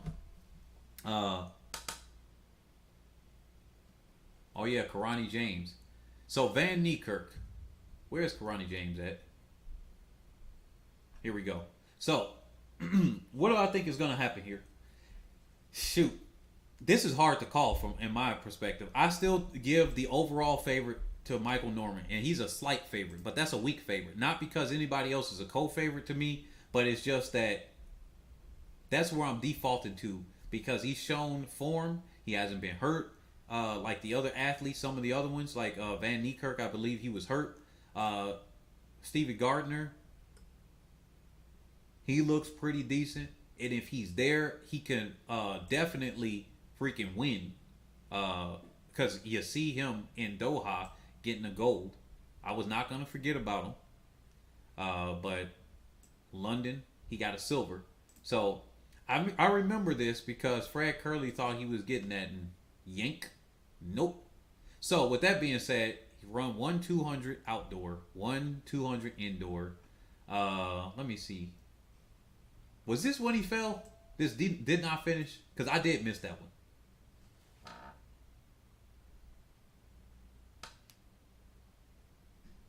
So I think he knows how to put this one together. That's why I said I give the slight favorite to Michael Norman because of his innate ability. But if I got to say anybody else is going to challenge him, I'm going to say Gardner. I don't know about Van Niekerk. I don't know about Karani James. Yeah, Karani James has run well in the past, but what has he done recently? Let me see. You know what? This is going to be interesting. I forgot about this too. I forgot that Karani James actually won in London. I remember he's the defending champion, or not the defending champion. I remember that he got a medal in Rio. This is going to be interesting. What do you guys think about Karani James? Do you guys? Let me hear your thoughts on this one because I'm kind of mixed with this. I can see him winning or getting just a medal, but it's like winning or he just gonna get like 6th or 7th. That's where I see him at. I don't know if he's gonna have what it takes to get into that top spot to win this year. I really don't. I don't know. He looks decent, but okay. Let me give you this one. He got 4th right here. 44.61. He ran a little bit worse here. When he gets the competition in front of him, 41.61 ain't gonna do nothing. That's where I'm just thinking like, I don't know. Because he's literally run 1 400 a month, except for June. So they got him coming out, and he ain't looking too hot. I don't know. I don't even know if he can make the finals the way that's looking. I know some of you guys say he was looking good, but I don't know if he's fully recovered or anything. Because the way he's only running a few 400s, he hasn't run a 200. We haven't seen him in anything else. Even Van Niekerk, was he running 300s this year? No, that is Steven. So, I mean, other athletes are running other events. That's telling me a bad sign that Van Niekerk, not Van Niekerk, but James isn't there. I don't even know if he can make the final. If he does make the final, he's not medaling. That's my opinion right there. You guys may agree or disagree with that. Let me see. Van Niekerk. Question mark. I got to give you that. I got to give you the question mark right here. He might be able to do something. But I got to give it between Gardner and Norman. Those are my two favorites there. And it's kind of weak favorites. Gardner's the world champion. So I got to give him the momentum from last championships. Not last year, but last championships. And then Makwala, uh, you know what? In all honesty, let me see here. I don't know. I don't pay attention to him too much, so I can't give you my words on him. Not at all. Not at all. Not at all. So, yep. Let me go on to another event now.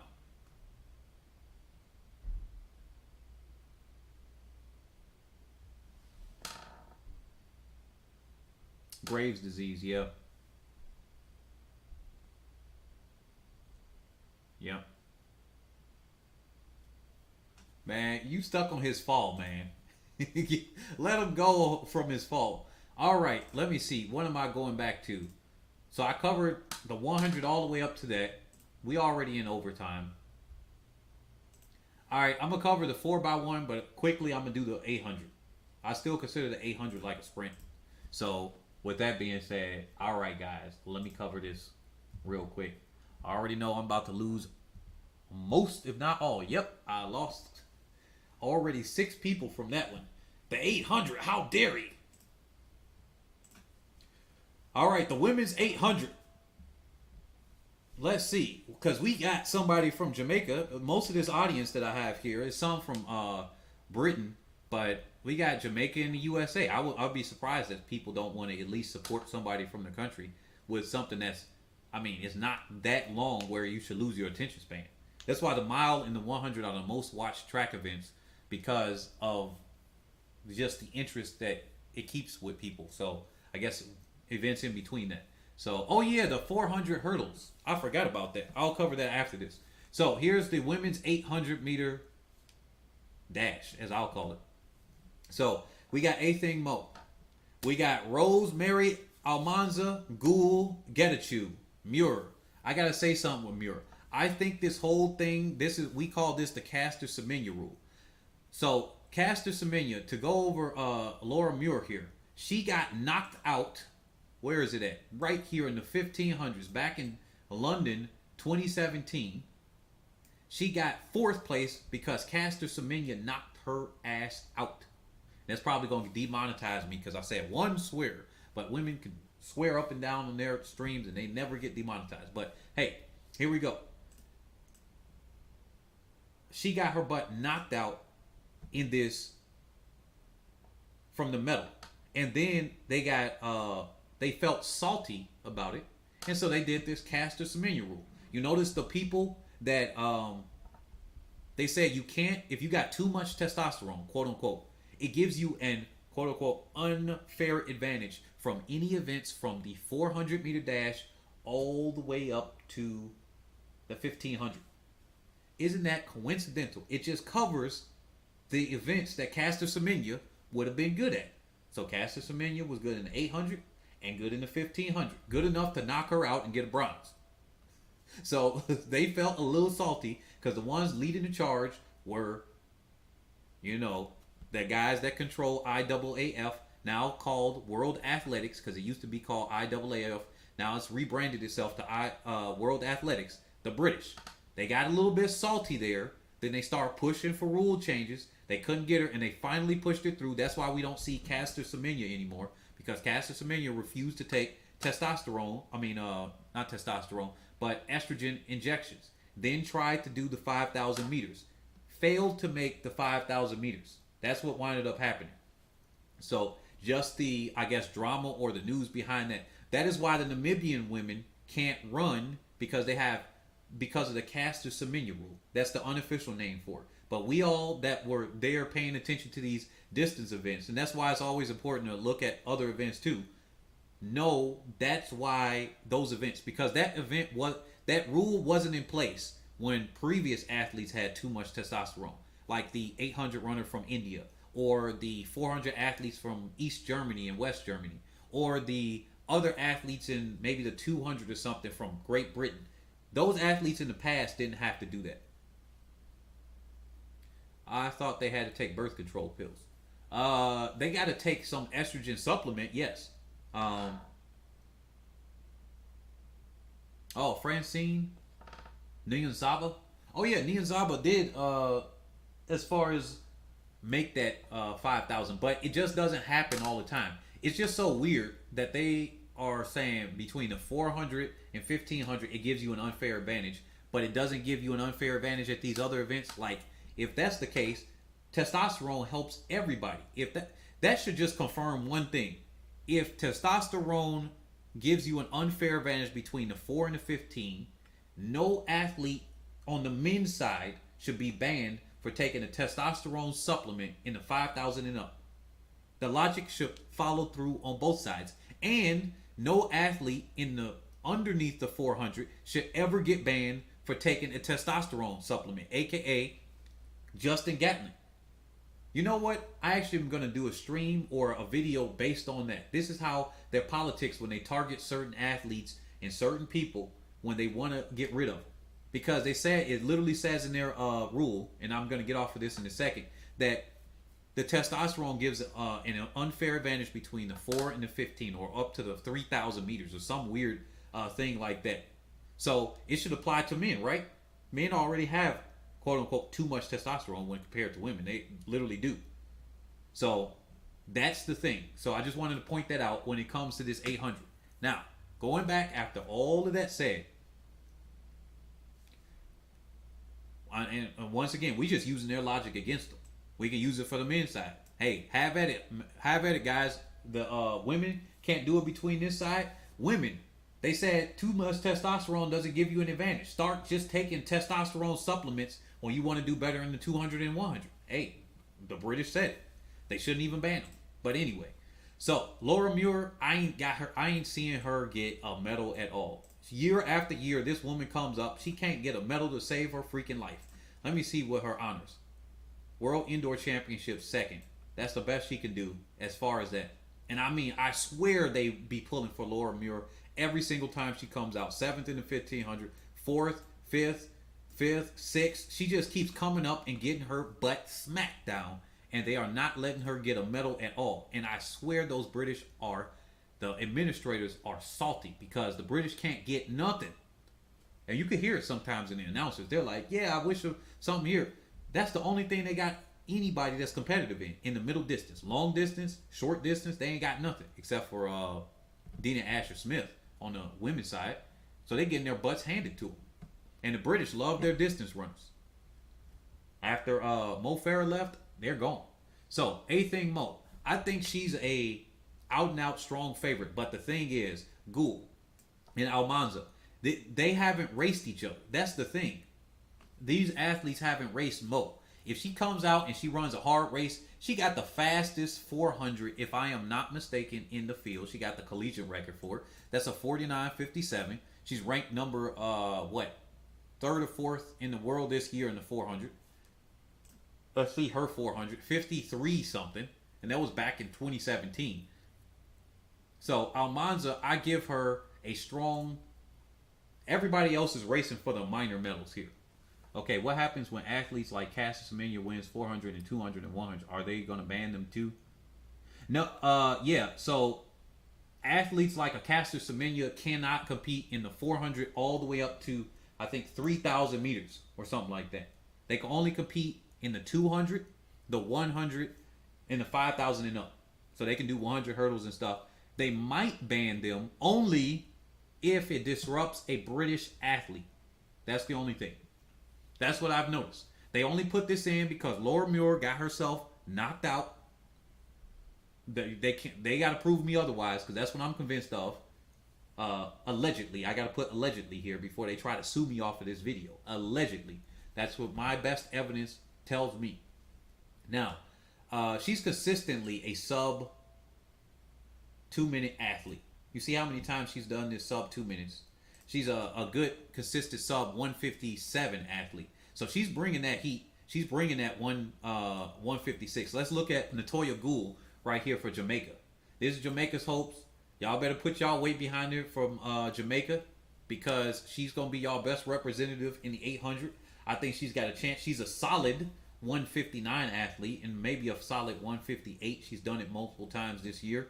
So I'm going to give her that. What's her PR in the 400? I think that might be her PR, that 52. Oh, 51.52 back in 2011. Wow. She's a little bit ways away from that. So, I mean, I don't know. A Thing Mo got that. As far as Getachew, I think she's gonna be a strong. She's gonna knock out one of these two athletes. And if I had to give it to her, Natoya Ghoul's already lost against Almanza. Except this is not rounds. They just did this a one-off race. Through rounds, I'm gonna give Workua Getachew. Oh, I should have said her name better. Workua Getachew. I'm gonna give her a good bronze or a silver.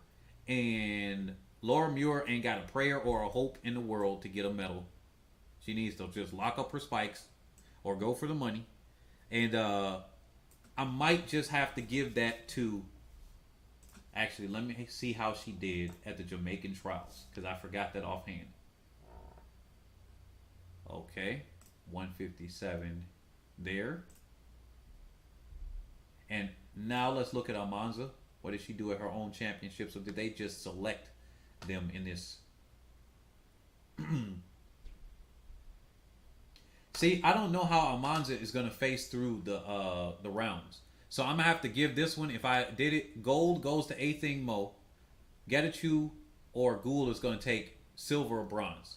And A Thing Mo might actually set the Olympic, well, the Olympic and world record are almost there. So if she sets the Olympic record, she almost certainly has the world record. She's going to break the American record. She might run a sub 155 here and run a 154. That's what I got for that. What do you guys think on that one?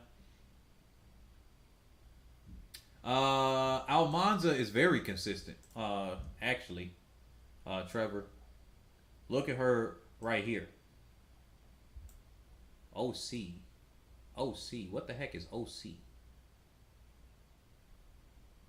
Huh, I've never seen this symbol before.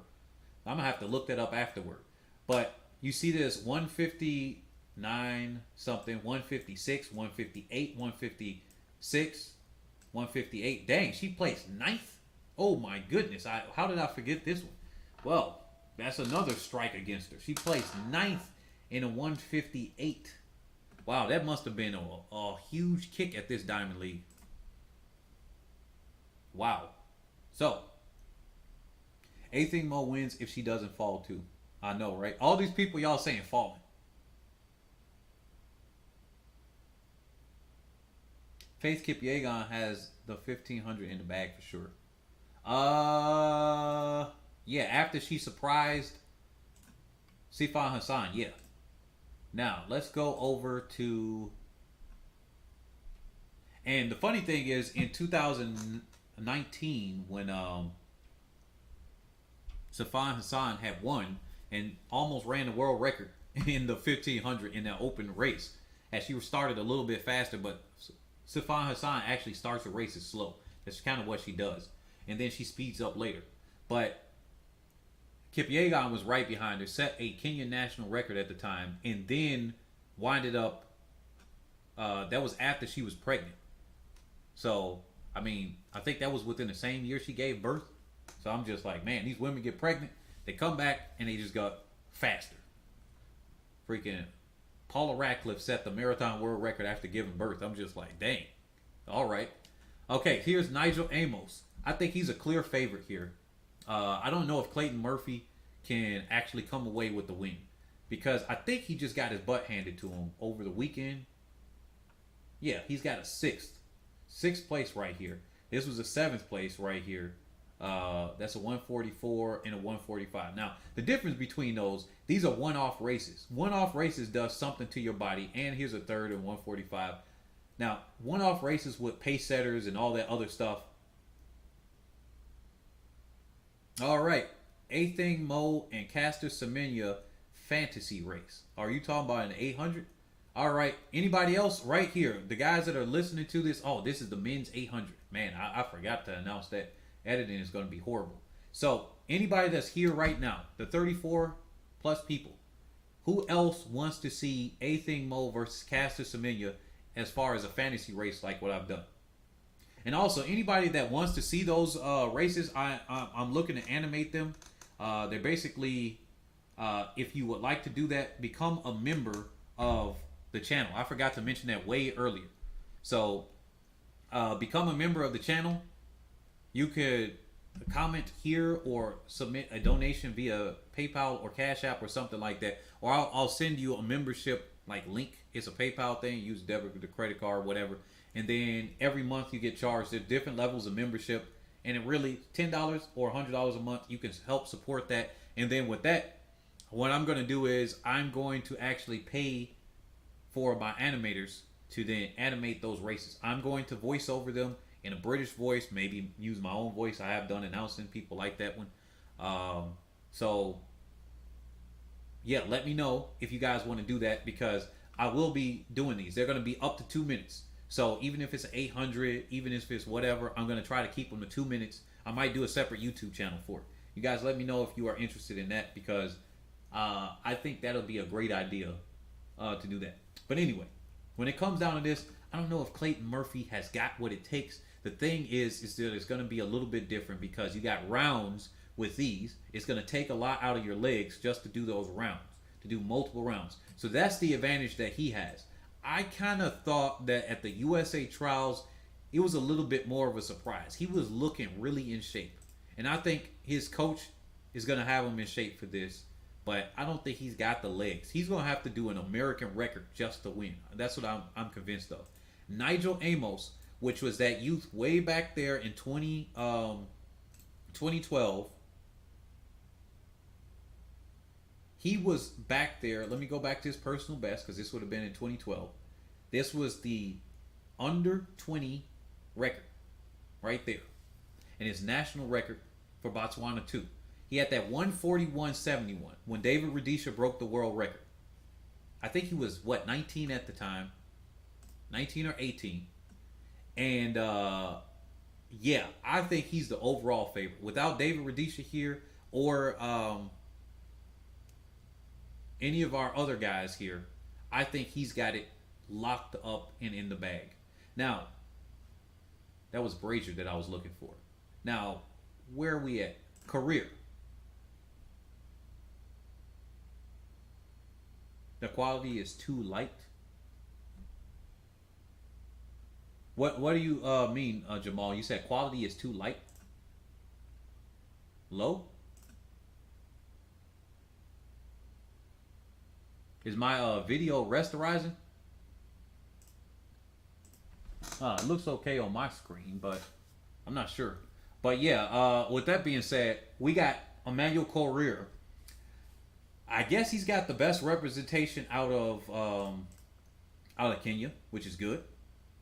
His PR is 142.05. I think he's right there. What's his season best? 143. So he's about a second off of his season best. In this same Diamond League right here, he got second. So he did better than Clayton Murphy, which got 6th or 7th in that same race. So I think he's going to do well. And I remember this. Okay, so this is where I think that he actually can challenge Nigel Amos. He said, I can't do anything about the quality of the video right now, actually. That's actually out of my control.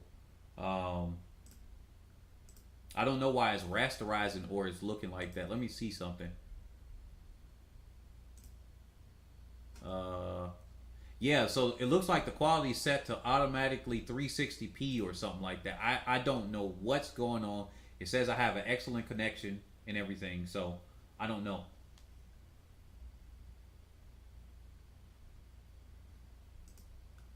Okay, with that being said, yeah. I'm not sure why it's doing this bogus quality right here. But yeah, I got to do the best I can right here. So let's see. Since the quality is looking like that, let me zoom in. Does that work better for you guys?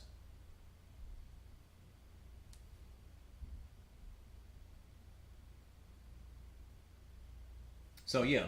So I zoomed in on the screen.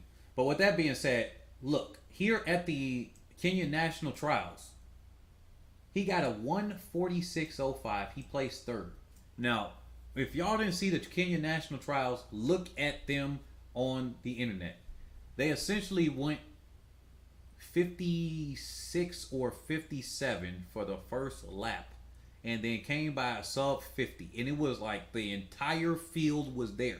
It was like 20 something athletes on the track at the same time. They all jogged the first one. It was either 55 high or 56 low, and then the winner winded up going 49. I just remember that. So,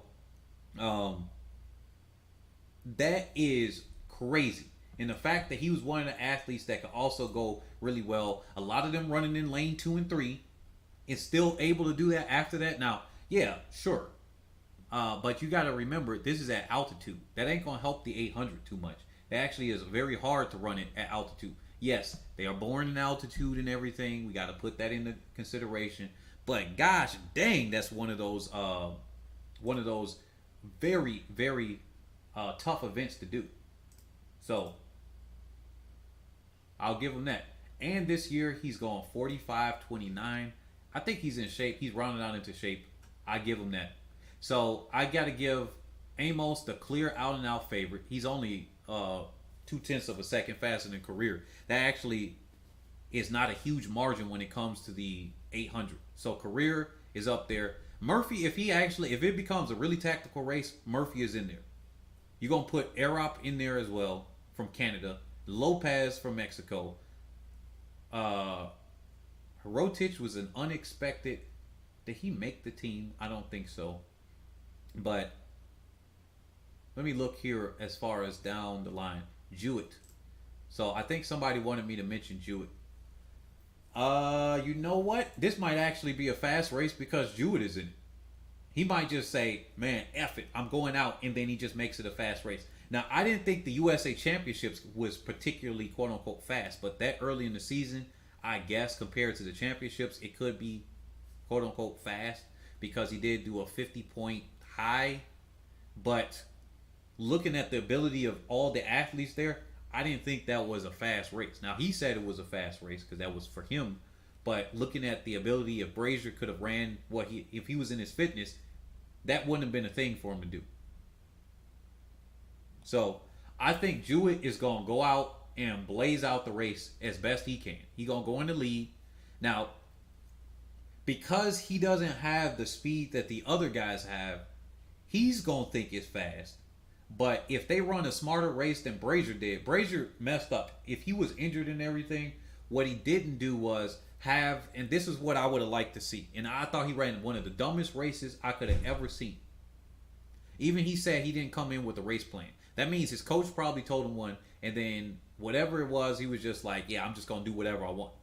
So what Brazier should have done was go right behind Jewett and just stick to him. Instead, it was like a 7-8 meter gap, and you only get 2 moves in the 800. He used one of them in the home straightaway where it was a gap there. Instead of smooth and slowly closing the gap, he went click and I'm going to close it. He looked like Alan Webb back when he ran that 11 point something in the back straightaway in that 1500 with like 700 or 600 meters to go. It just didn't even make any sense, and then burned himself out.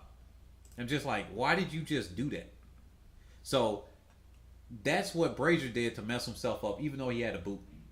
So Jewett, I think he's going to go out. He's going to pace the race. Nigel Amos is probably going to take over. If he wants an easy ride, I would say Nigel Amos should take over at the 350 mark and get in front before the bell. If he wants to separate from the rest of the field. Because if he don't, Career is going to be there and probably outkick him. Murphy's going to be in the mix because, quite frankly, Jewett just doesn't have the speed right there. And I don't think he can do that. He would just have to be doing crazy PRs to do that.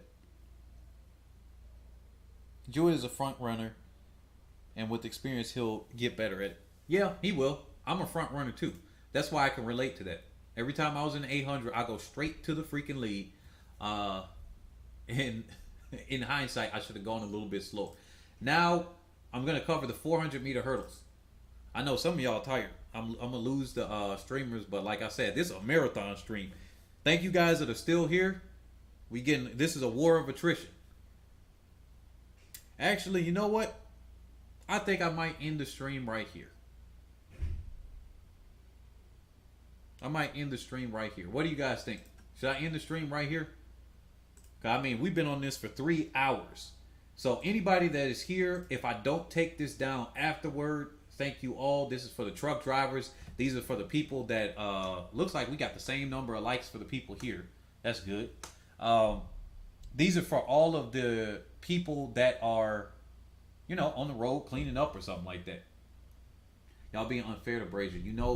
Something had to be wrong for his race to fall apart like that. And he said it himself. He came in without a race plan. I mean, that's a dumb move number one. Whether he's injured or not, it's just like coming in and, I mean, if you don't have your race together, why does it say Rod Benjamin, female? I got the men's 400 hurdles up here. That looks kind of weird. But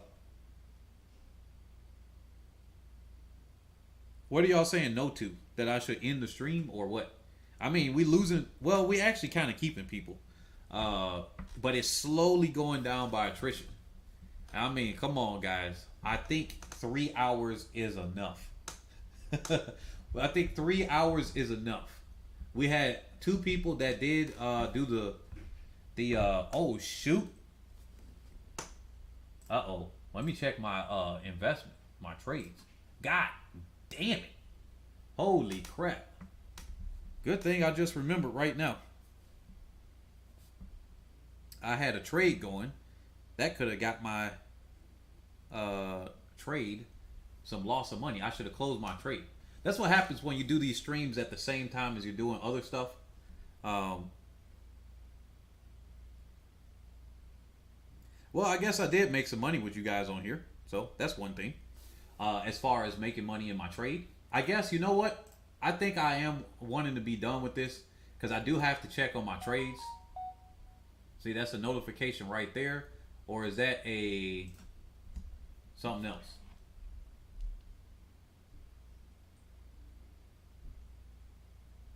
All right. Thank you for the Cash App. Red 2K.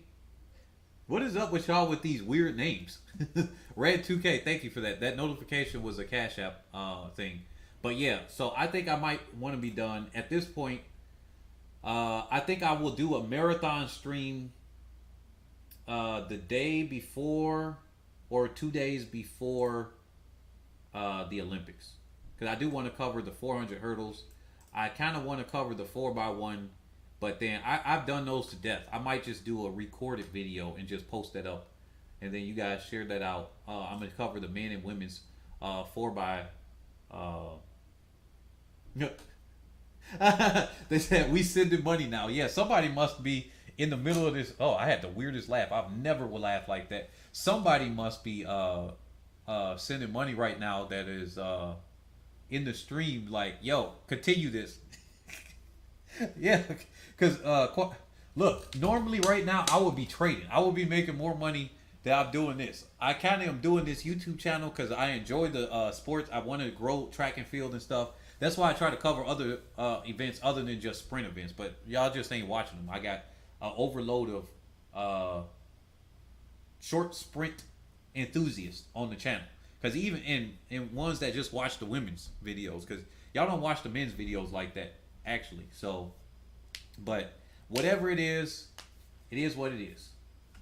But if anybody would like to do that, I'll say it like this: if one or two more people contribute to a Cash App or a super chat, then I will continue. Otherwise, I'm going to focus on my trades, which I'm going to make a little bit more money, and by a little bit, I mean a lot more than that. But if not, then I think I will end it here. It's been 3 hours, so Brandon. Salute to you. I know you got to go. But, yeah. If anybody would like to do that, then go ahead. If not, then I'm going to end it here. I'm going to give y'all a second because I know y'all probably like 30 seconds behind me.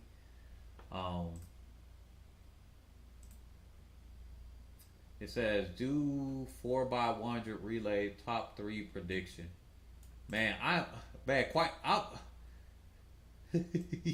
D'Angelo, like, y'all send somebody. I ain't sending nothing. Look, man, I think I'm out.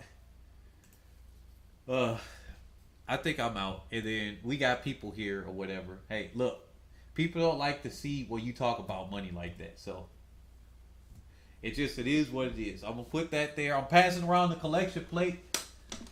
Oh my goodness, I gotta stand up in my chair. My knees hurt. This is probably helping my Achilles. This is not helping my Achilles heel injury.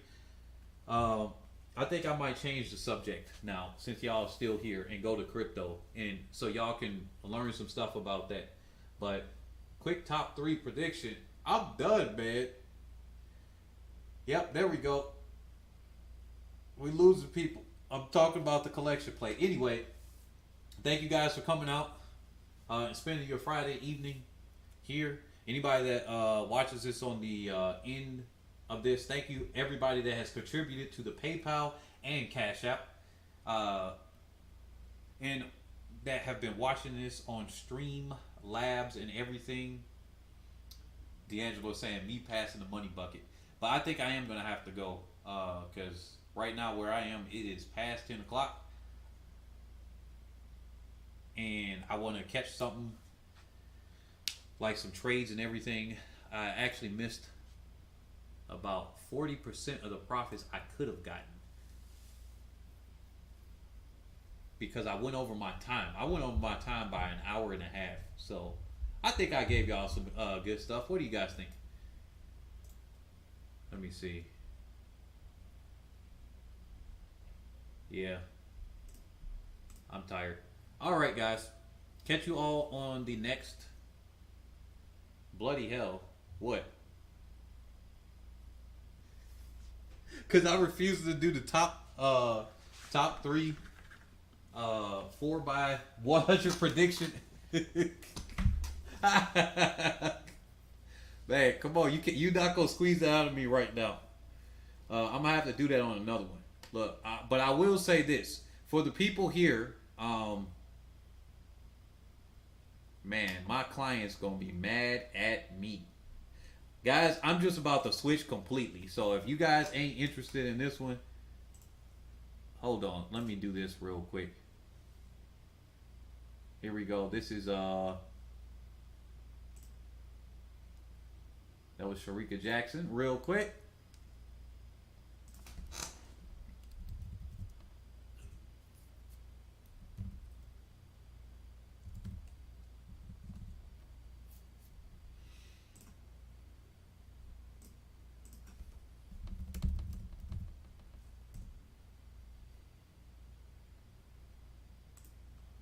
Hold on. I don't know what you guys are saying. I'm not on that screen right now. Okay, we only got 18 people here. Okay, for the 18 people that are still here, so we lost about 50% of the people in the last 10 minutes. Okay, I'm actually about to just completely pass on. Oh, I guess some of the people came back. I'm about to completely pass up and go to a different subject. So if you guys were only here for track and field and everything, I ain't talking about no more track and field. I'm just gonna go back to and cover other stuff like the cryptocurrencies. So if you aren't for that one, this is overtime. I did talk about doubling your money the last time. This is extreme overtime. So I'm just gonna shoot through this. If you ain't interested in it, then now that I know how to do this, I can show you guys live here. So if you're not interested in it, definitely it's been good for you to be here, but this is the overtime for the people that are. So, yep, this is definitely a marathon stream, but I'm going to have a different marathon stream the day or two before where I'm going to cover that. So, sorry for you guys that were waiting for the 4x1, but I think I might just record that as a separate video. So, oh, wait a minute. What the heck is going on? Are you guys seeing the video that I'm seeing? Oh, yeah, you should be. It's just that my device is not on there. You said you glassy-eyed? You said you crypto, me glassy-eyed. Ah, that's funny. But yeah, so anybody got any questions? Who is in crypto right now in the live chat? That'll be a good one. Who's in crypto right now? That's in the live chat.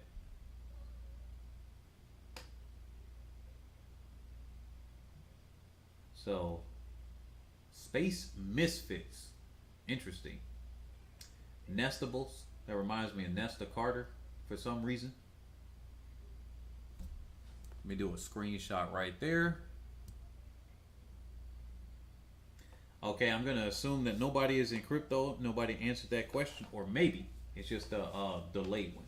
So, VIP subscription. So, this is exactly... Okay, so this is exactly something that I'm going to have for the group, where I have like a subscription thing that you can buy through crypto for here. The thing is, you would be able to, and it says 3 on sale starting from $590. Nice. You would be able to resell it later at a higher price, likely. I don't know. But this is for some video game, I think. So it has experience, supplies, infinite. Interesting. $590 something for infinite supply. Interesting. So, properties. Let me put this as a bookmark, actually.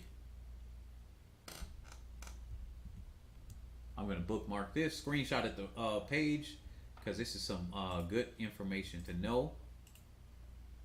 Let's open this up in a new tab. Are you doing a live? Am I going to do a live with the Olympics?